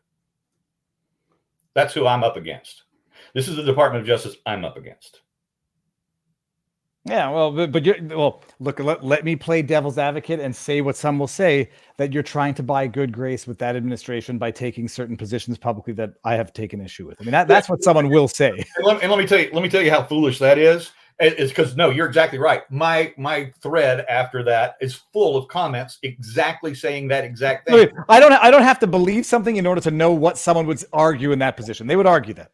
Yeah, no, they said that I've either already cut a deal for leniency, which is why I'm taking this position, or that's what I'm vying for, is a more lenient sentence from Cooper going forward. Whereas instead of doing that, I'm continuing to call out the DOJ. I'm continuing to call out judiciary on this, and I'm even calling out, the seeming spineless, gutless, ballless legislators over in the legislative branch who will not engage in the proper investigations necessary to bring this nightmare to an end that is the J6 prosecutions.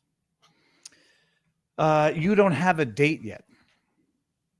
No, I haven't even been offered a plea deal yet. I would anticipate, I've been anticipating that before my next status hearing on June 3rd is that I'm going to get that. But see, now because of this unusual minute order denial, because what happened is the DC PSO actually lied to Judge Cooper and told Cooper that I couldn't have my full privacy rights back or my gun rights back, because this is what the PSO told the judge, because I, quote unquote, threatened a high ranking federal officer during the riot. What actually happened is, over drinks with my best friend in a hotel in Virginia, I called Nancy Pelosi a bitch. I'm surprised you kept it only at the B word and you didn't go up the alphabet to the C word. What comes after that? The D word. Now, totally unrelated. How is everything going at the Blaze? I wish I could follow everybody's stuff more than I do, but how's it going at the Blaze? It's for me. It's fantastic. I mean, I've found a home. When the editor in chief called me back in July of last year and said that they were going to make me an offer to come on board as a correspondent, I told, his name's Matthew, and I said, Matt, I said, I'm not blowing wind up your skirt. I'm being perfectly honest. I said, this is the only company that could have called me that I would have given up my independence to go to work for. Fantastic. Steve, where can people find you?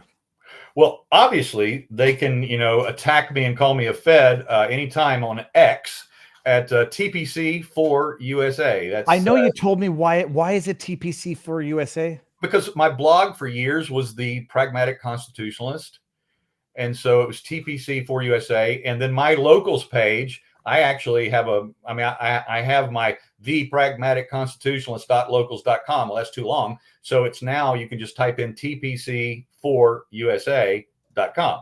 TPC4USA.com. .locals.com. Hold on. I'm going to give everybody that link right here. Yeah, if you just do TPC4USA.com, it takes you straight to my locals page. Oh, I see. If you do TPC4USA. Okay.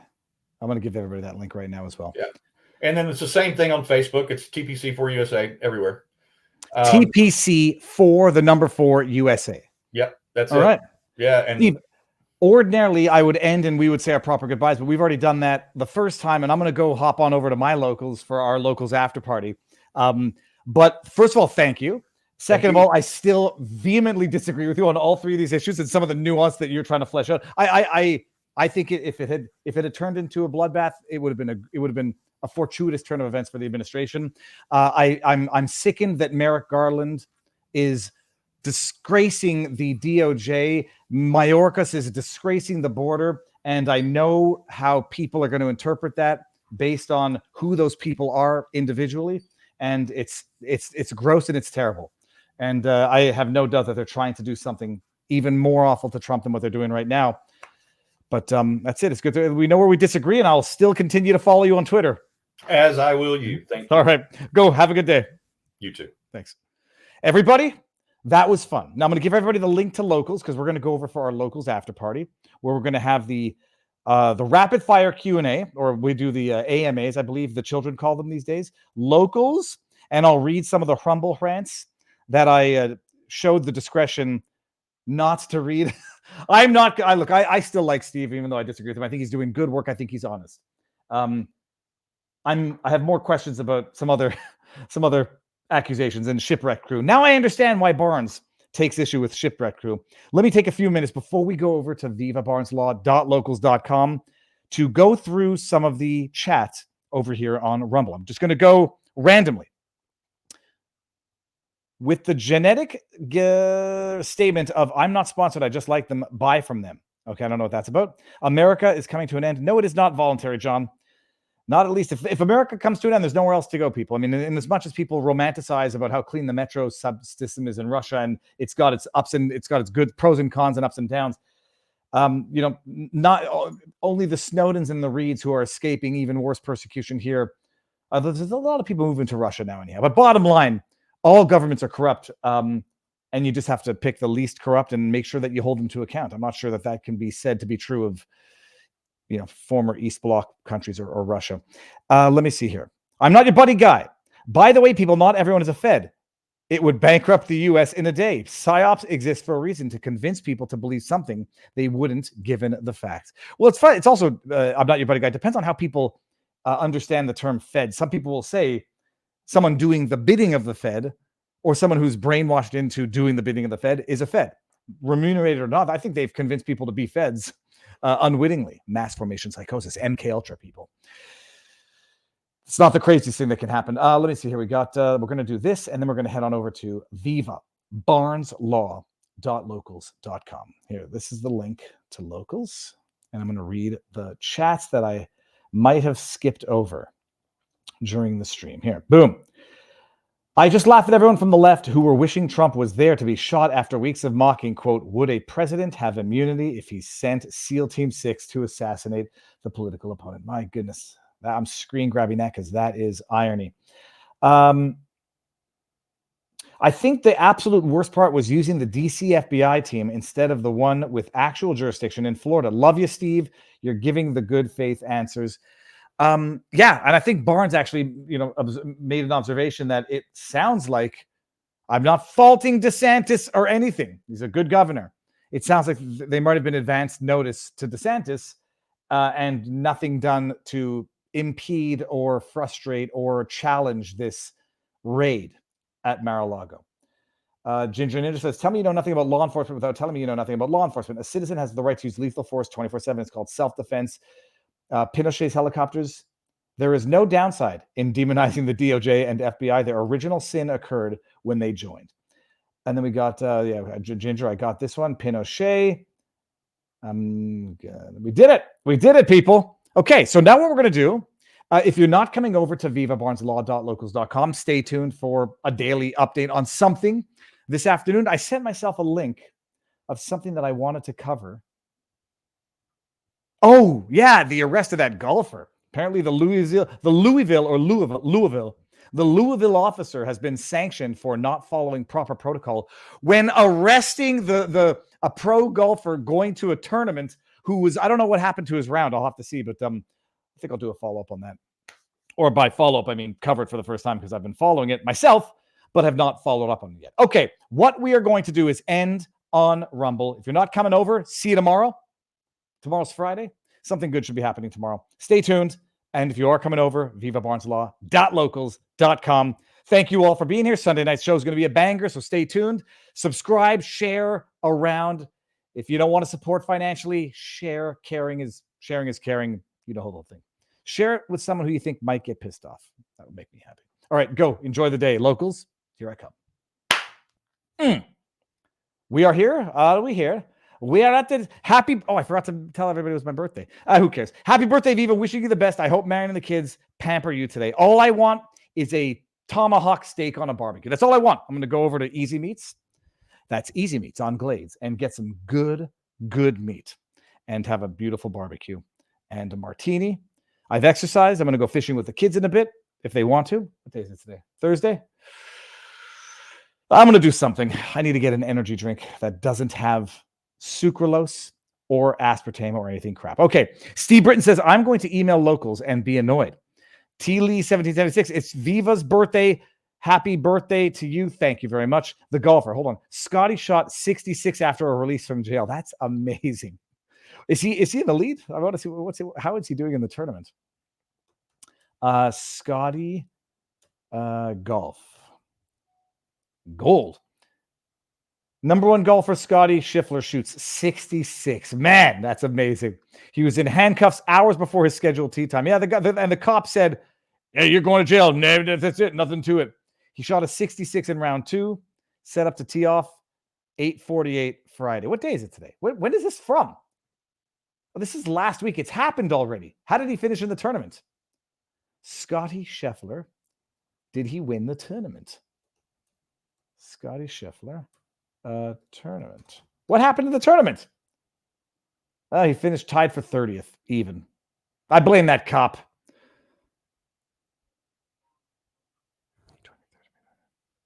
No, it's not. He's tied. This is. Okay, people, I don't know how to follow golf. Okay, I'm just going back into the chat here. Okay, so we got him going down to the bottom. Happy birthday. Not good. Scotty shot 77 on Saturday. How many bones did you pick from Steve today, Viva? Mighty Pay? All of them. I had my 3 issues. I think he's just trying to be a thorough journalist and not let people get away with their hyperbole. And that comes back to bite you in the ass. Like I remember back in the day of Christina Blasey Ford and Brett Kavanaugh. And I was trying to be neutral. I'm going to pick both sides and say, yeah, you can understand why someone waits 30 years to complain about a gang rape you can understand they're scared. You can sort of maybe the FBI never knew to look into it over all those times. At some point, call out, you call out the bullshit, and you also don't feel compelled to clarify what most people understand. Assassination attempt, a passive assassination, and they've been trying to do it. There's no question about it, in my view. All right. There's my P.O. box from SB Farmer for anybody who wants to send me a belated birthday gift. Roostang, what are you going to have? When are you going to have that bowling match with George Gammon? How about putting some money on it? It's coming up soon, isn't it? Shoot, when is that event?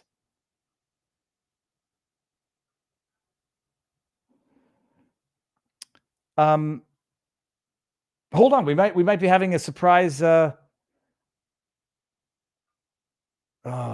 it going to be too late? I think it's going to be too late. I'm at the locals side now, period. Do you want to come in, question mark? Okay, we might be having Mrs. Fix-It in the house. Hold on, let me see if I can do this. Give me a second. I think we're going to have a specific guest right now. And everyone should support what she's doing. Let me see if we can do this. I'm going to send something to myself. Okay, hold on. Get some questions in there, and when we're waiting for the answer, I'm going to do this here. This is it. Okay, hold on.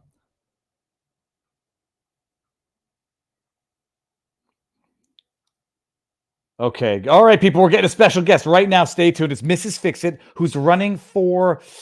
Come on, give me my update, my flipping email here. Oh, hold on. We're going to do this. Okay, this.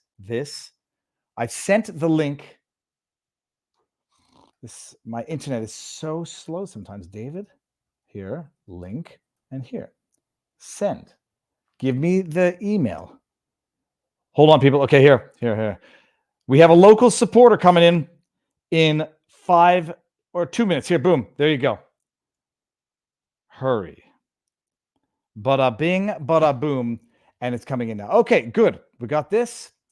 Let me see what is going on here. What am I doing? The bowling game. Tubby enjoyed a personal birthday cake celebration, Viva. Tubby's looking good, Bill.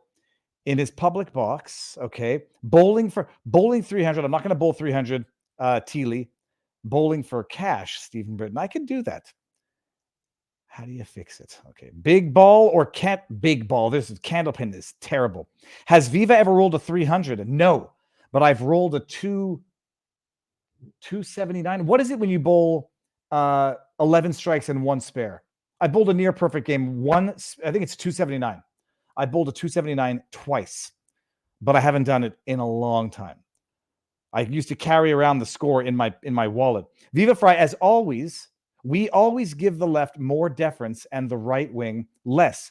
To me, Steve is a political loser, as he has no respect for a diversity of tactics. Joe Maskin, no, don't be mean. I mean, I think he's fighting the fight. I just think he's trying to. I know he's proving that he's a journalist, but then sometimes, things get lost in translation, or at least in intent. Okay, we got Mrs. Fixit's in the backdrop, people. Many of you might know Mrs. Fixit, and if you don't, take that back, you commie. No, when you bowl Mystic J Nice, when you bowl a 11 strikes and 1 spare, it depends where you get the spare. It would be a 299 if you bowled 9 in the 12th. And then it would be a 289 if you bowled the spare. And I'm sure it's a 279 because I bowled the spare in the 5th and the 9th when I did it. All right, we're bringing in a local supporter. Well, I'll wait for her to get her camera ready before I embarrass her by bringing her in when she's not yet ready. Get ready, Mrs. Fixit. Are you ready? Okay, Mrs. Fixit is running for some local seat. I forget what it is, but she's going to tell us. Okay. We're not as close as I thought we'd be. Okay, good. Mrs. Fixit. Hi. Thank how's you it going? so much for having me. I am running for Nevada Assembly District 42.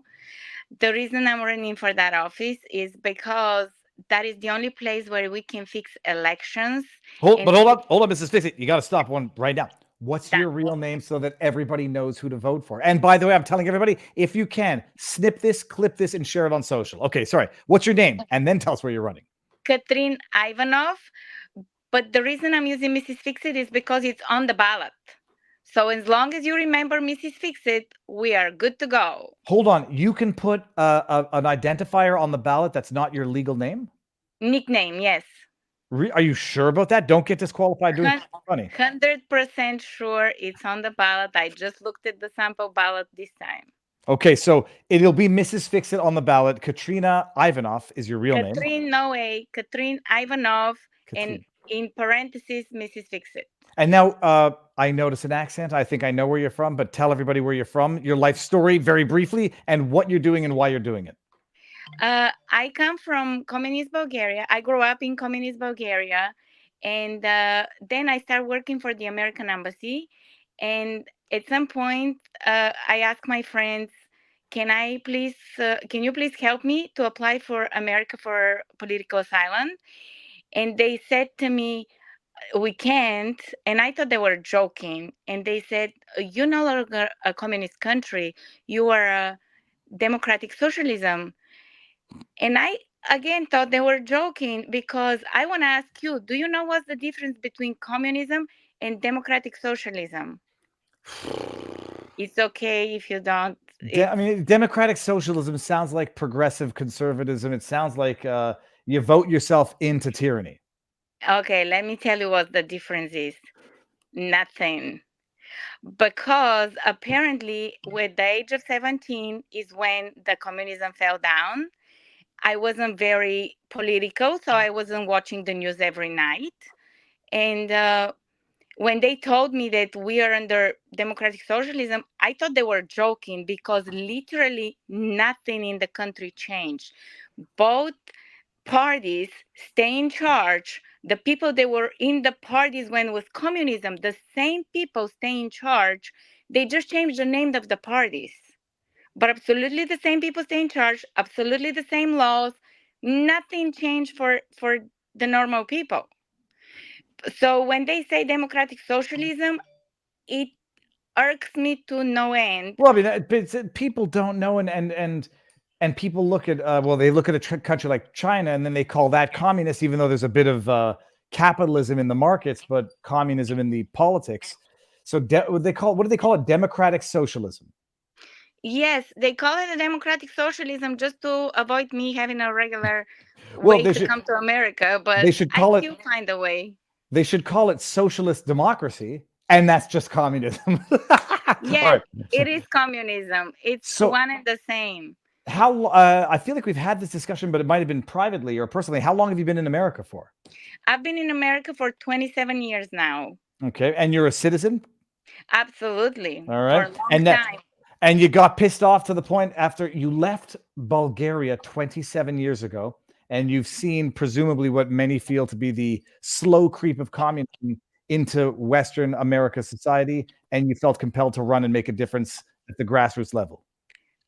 Honestly, I went to a city council meeting when they were talking about mandatory masking and mandatory um, other things. I don't want to stop it from YouTube. Just mandatory First of all, things. no, we're not on YouTube, but say whatever you want anyhow. Oh, okay. So the job, they were Mhm. talking about mandatory in order to be able to keep your job, the work, job. Yeah. So when they start talking about that, I originally went thinking I'm just gonna go to the council meeting just to be one of the people, to have more people there. I literally left my shower with a shower cap, and I wasn't gonna talk. When I arrived at the meeting, I didn't see no protesters. I said, "Oh, is it over?" Because I arrived 2 hours later. Because I never been to a meeting, I didn't know it takes hours. When I got there, I said, let me go in case, just in case, I'll go inside, check it out. So when I got in there were about 300 people. I didn't know this was a very, very busy meeting because there were half of the room was empty. So I thought, oh, not enough people. I'm just going to stay to, again, take a space. Mhm. When they announced they cutting the time from 3 minutes to 1 minute for speaking, I was the first one on the mic with my shower cap talking. And I was so mad at them. So when the experts start talking, I start heckling the expert, and I would start saying liar, incompetent, some just little things, because I had no idea what Robert's rules of order are. But I knew they're gonna interrupt me, so I was doing little hackles. So Mhm. they came to me and said, "You can do that." I said, "Okay," because they were allowing more speak, 2 minutes more speech at the end of the meeting. So I wanted still to say my 2 cents. However, when the expert stopped talking, the main woman, she was like the chairwoman or whatever she is, she says, "Oh, does anybody has question for the expert?" And she was turning like that. So with me in my English translation, when she says anybody, that includes me. I didn't know the rules, that she was only asking the council people. And I was like, "Excuse me," because I was trying to make sure I didn't want to break the rules because I wanted to speak at the end. So I was like, "Excuse me, can I ask a question?" And they were totally ignoring me, not even saying, "No, ma'am, you cannot ask a question. This is the rules." Nothing. Um, so I asked like maybe 5, 6 times, "Can I ask a question?" So the cops came, real cops came, like 7 of them around me saying, "We're gonna arrest you." At that point, actually, they whispered in my ear. At that point, I got loud and start asking, "Why you gonna arrest me?" And they say, "You are disturbing the meeting." I say, "No, I'm not. I'm asking clarifying question. If I wanted to disturb, I would have thrown you 7 questions." So one of the cops said, "Okay, that makes sense. If you don't make noise, I will let you stay." I said, "Okay, I would not. If I make noise, I will quietly come with you, arrest me." But then somebody whispers something to his ear, and he says, "Ma'am, I'm so sorry. It's above me now. I really gotta get you out of here, or I have to arrest you." At that point, I realized I lost the game, and I left. But the fact that they wanted to arrest me for asking a question, it woke me up that this is communism, absolute communism. And I have two teenage kids, 15 and 16-year-old, and I cannot leave them in communist country. I have to do everything I can. My son makes fun of me and says, "Oh, you can't change anything." And I say, even if I can, I will fight to the end to do so. I cannot go down without a fight. And I also think I'm not the only one that's fighting. So I think we can change things. So, and what position are you running for?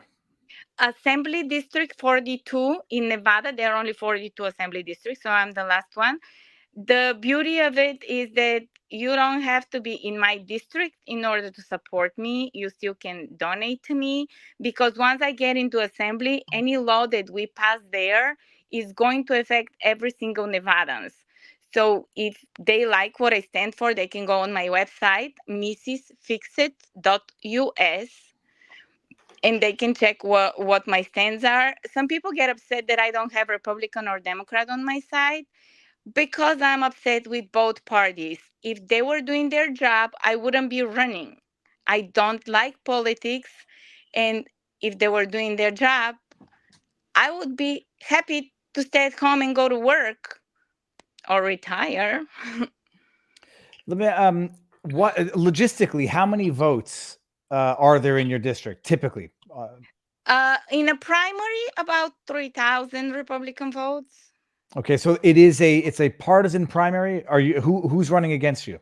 It is a partisan primary. Hold on, stop. Don't give publicity to the adversaries or your No, competitors. I'm just gonna say check his Balatopedia. He ran for the same seat in a few years back as a Democrat. Just check his Balatopedia. It's on the internet. And you need to get if the amount of votes is roughly 3,000, so you got to get 1,500 plus one to do some good math.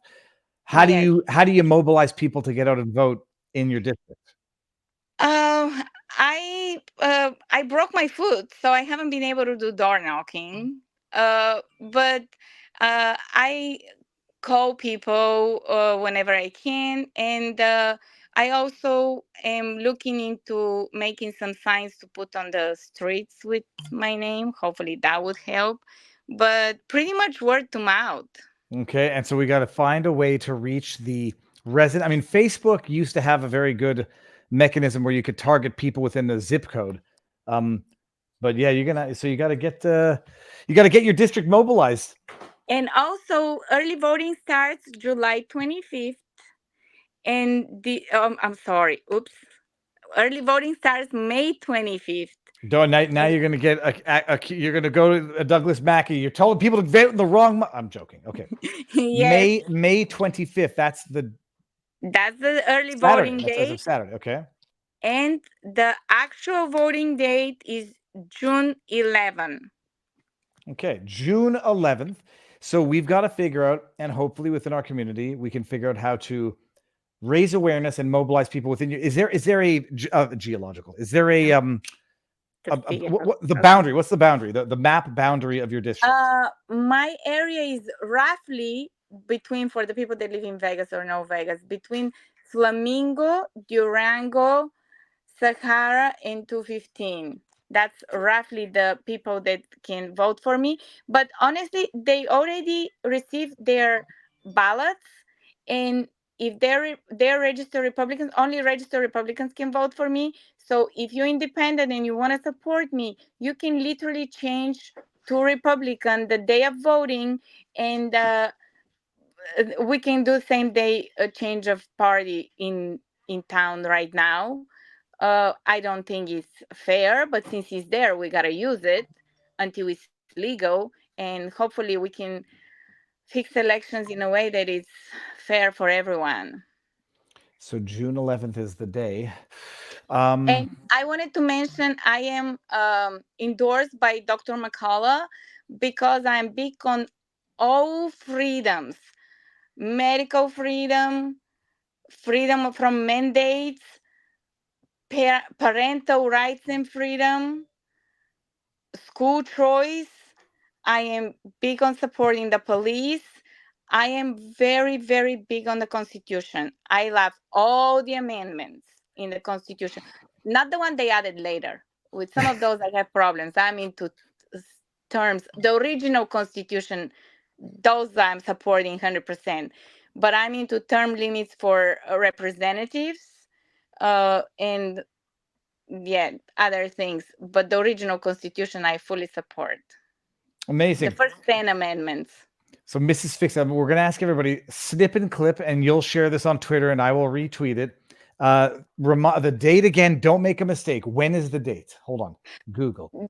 May 25th is the primary early voting. June 11 is the actual voting date, and I'm sure that's it. Okay, good. Mrs. And Fixit. don't forget to go on mrsfixit.us. I need to buy a few more signs to post. 10 signs are gonna cost me about $300. So please donate whatever you can. I know it's Bidenomics and it's really bad, and that's one of the reasons I'm asking for donations. Because when I ran last time, I didn't even ask anybody for donations. Okay, I'm allowed to donate. I'm a resident. Okay, done. Mrs. Fixit. I'm going to do this Thank right you. after. And I Right after really we end. appreciate the opportunity, because last time I was on your show, people were very nice and donated and very um, generous. So I really appreciate that. It does help. All right, community, you know what to do. Mrs. Fixit, thank you very much, and we'll do an update. Have a lovely day. You too. Bye-bye. See you soon. All right, people. Now, what we're going to do here, I promised it. We're going to do it. We got 10 minutes. I'm going to toggle it to supporter only, and we'll do our supporter only chat. Here we got Viva. Always give the left more deference. Okay, so I read all of the tips. Mrs. Larue says, "Happy birthday, Viva. Wishing you the best. Hope Mary and the kids pamper you today." All right, let's do 10 minutes rapid fire Q&A. I'm going to go to supporter only, and anybody who is still watching and is not a supporter, what are you waiting for? Enable it now. Boom. And we'll go 60 seconds. I enjoy having discussions with people I disagree with. I'm not Mrs. Fixit. I'm still thinking back to Steve. I still think Steve is doing good. I think he's what's the word? Not naive, not an optimist, an idealist maybe in terms of his social media dealings. Okay, doesn't matter. Let's go to all questions. 10 minutes starts now. Good luck, Mrs. Fixit. Good luck, Mrs. Fixit. That's neurodivergent mighty pay. Steve is also semi-search banned on X, FYI. He's hard to find if you don't know what to type.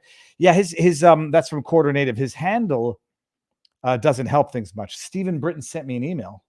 Hold on. I don't see it. I do have 2 email addresses. Hold on a second. Actually, I got 3, but Shay Bosch. In my Gmail? No, I don't see anything, Steve.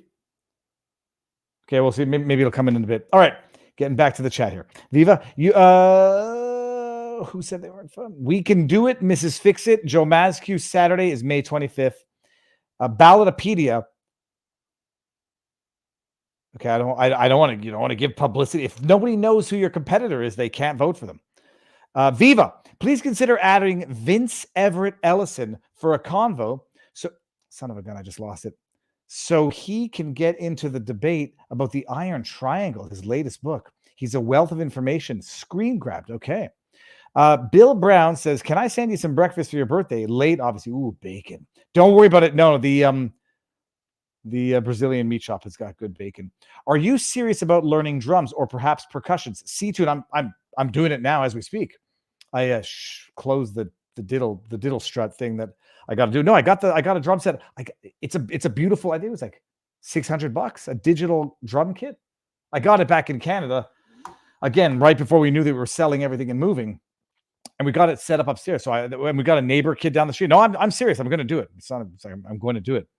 I started support like over 2 years ago. Okay, Viva, any luck getting in touch with Tina Forte?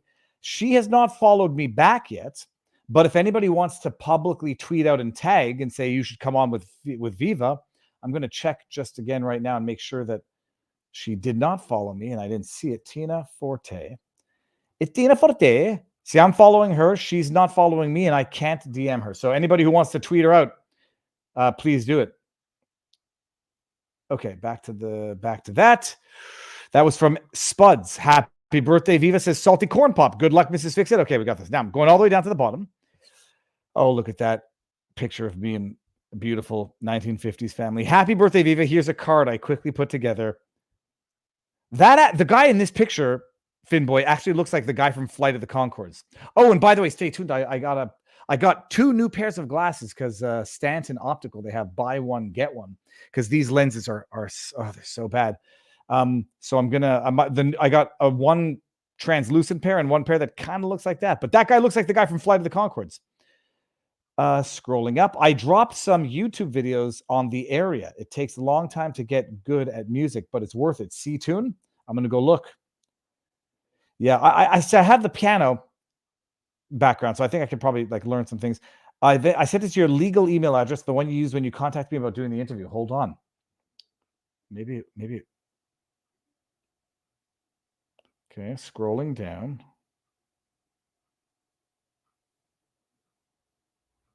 Did you send it today, Steven? Hold on, let me just go to junk. Maybe it's in spam. Hold on. This shouldn't count for our Q&A. Junk. I don't see anything in junk. Send it again, Steven, if you could. Okay, we got. Yeah, the AI really wants you to look like Elvis Costello. I had to nudge it pretty hard, Finboy. No, at least it's not making me look like Elvis Gratton. Look up Elvis Gratton, people. Oh, you know what? I'll do it right now just to show that I have a sense of humor. Yesterday, I made a joke and I felt bad before going to bed. Hold on. I'll show you the joke. Elvis Gratton images. People in Quebec will know this, but some people say I look like Elvis Gratton. And this is what Elvis Gratton looks like. It's not flattering. Here, this is Elvis Gratton. I can see it a little bit. It's not a very attractive man. So yesterday I made a joke about I'll play you the video. Oh God, it's like have we reached bottom yet is the question. Has it gotten bad enough for everybody yet? Hold on. See, I'm gonna get this, put this over here. Give me 2 seconds, locals. I mean, it's like we're living through idiocracy. It's exactly what it is. You succeed through incompetence. Here, listen to this. Hello, I'm Admiral Rachel Levine. This Hello! Black History Month, I'm pleased to partner with OMH in advancing better health through better understanding for Black communities. Climate change is having a disproportionate effect on the physical and mental health of Black communities.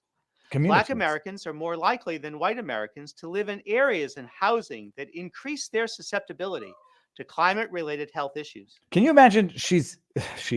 He is giving advice on health issues. This man is not the paradigm of health. I have to go take a dog. And 65% of Black Americans report feeling anxious about climate change's impact. Through our Office of Climate Change and Health Equity and the Office of Environmental Justice, we're working with providers Can you believe equity and environmental to justice? identify innovative approaches. I can't listen to the rest of this. So I made a joke. Did she just pee on the ground? Don't do it. She's pooping. Oh, it's a big one. Oh, it's everywhere.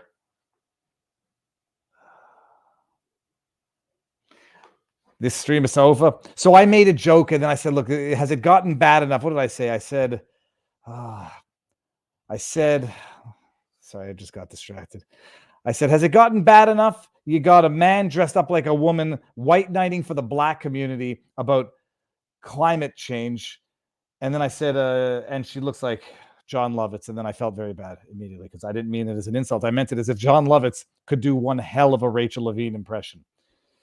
So there's that. Yeah, we're living through absolute insanity. Now I got to go check out the poop. Mental health matters too. A lot of people are neurodivergent, but it's not. But it's best to not claim your problem is actually normal, says C-Tune. And with that, the stream above it comes to an end with the inside poop. Yep. No, please tell them. I like John Lovitz. I like John Lovitz. And the thing is, like, you know, a comedian who does body shtick humor would not take offense to it, but I didn't want anyone thinking I was a total asshole. I mean, whatever. I spent 20 years with my name signed on the dotted line. I can't stand the idea of our military is so sidetracked from the profession of arms, says Joe Mazq. Neurodivergence says mental illness. Birthday present poop, says Finboy Slick. Liberals and Democrats are the biggest race hustlers on the planet, says Norm Ratcliffe. Mental health is an issue. SB Farmer. Babylon Bees, Man of the Year 2021. What a fucking buffoon, says Humperdew 5024. Yeah. All right, people. I'm going to go clean that up and get outside and get some sunlight. And I want an energy drink. I'm going to go get an energy drink. I'm also going to go see what my parents gave me. I think they might have given me a check. We'll see. Okay. Locals. The smell has actually just made its way over here. It's wonderful. It smells like leather books and Fine wine. Why are my emails going to Viva spam? I don't think they are, Stephen. Just try again. Have a great birthday, says Norm Ratcliffe. You're a gift to us. Thank you very much. Roostang says cats bring killed birds as presents for their owners. I saw her. She was whining. She knows it's because she knew it's coming. And it's, that will distract every time. No. Oh, Richard Levine. What's his first name? Have a great birthday. Viva Fry, Neurodivergent. You, a check. Nice birthday. I did resend it. Viva, says Stephen.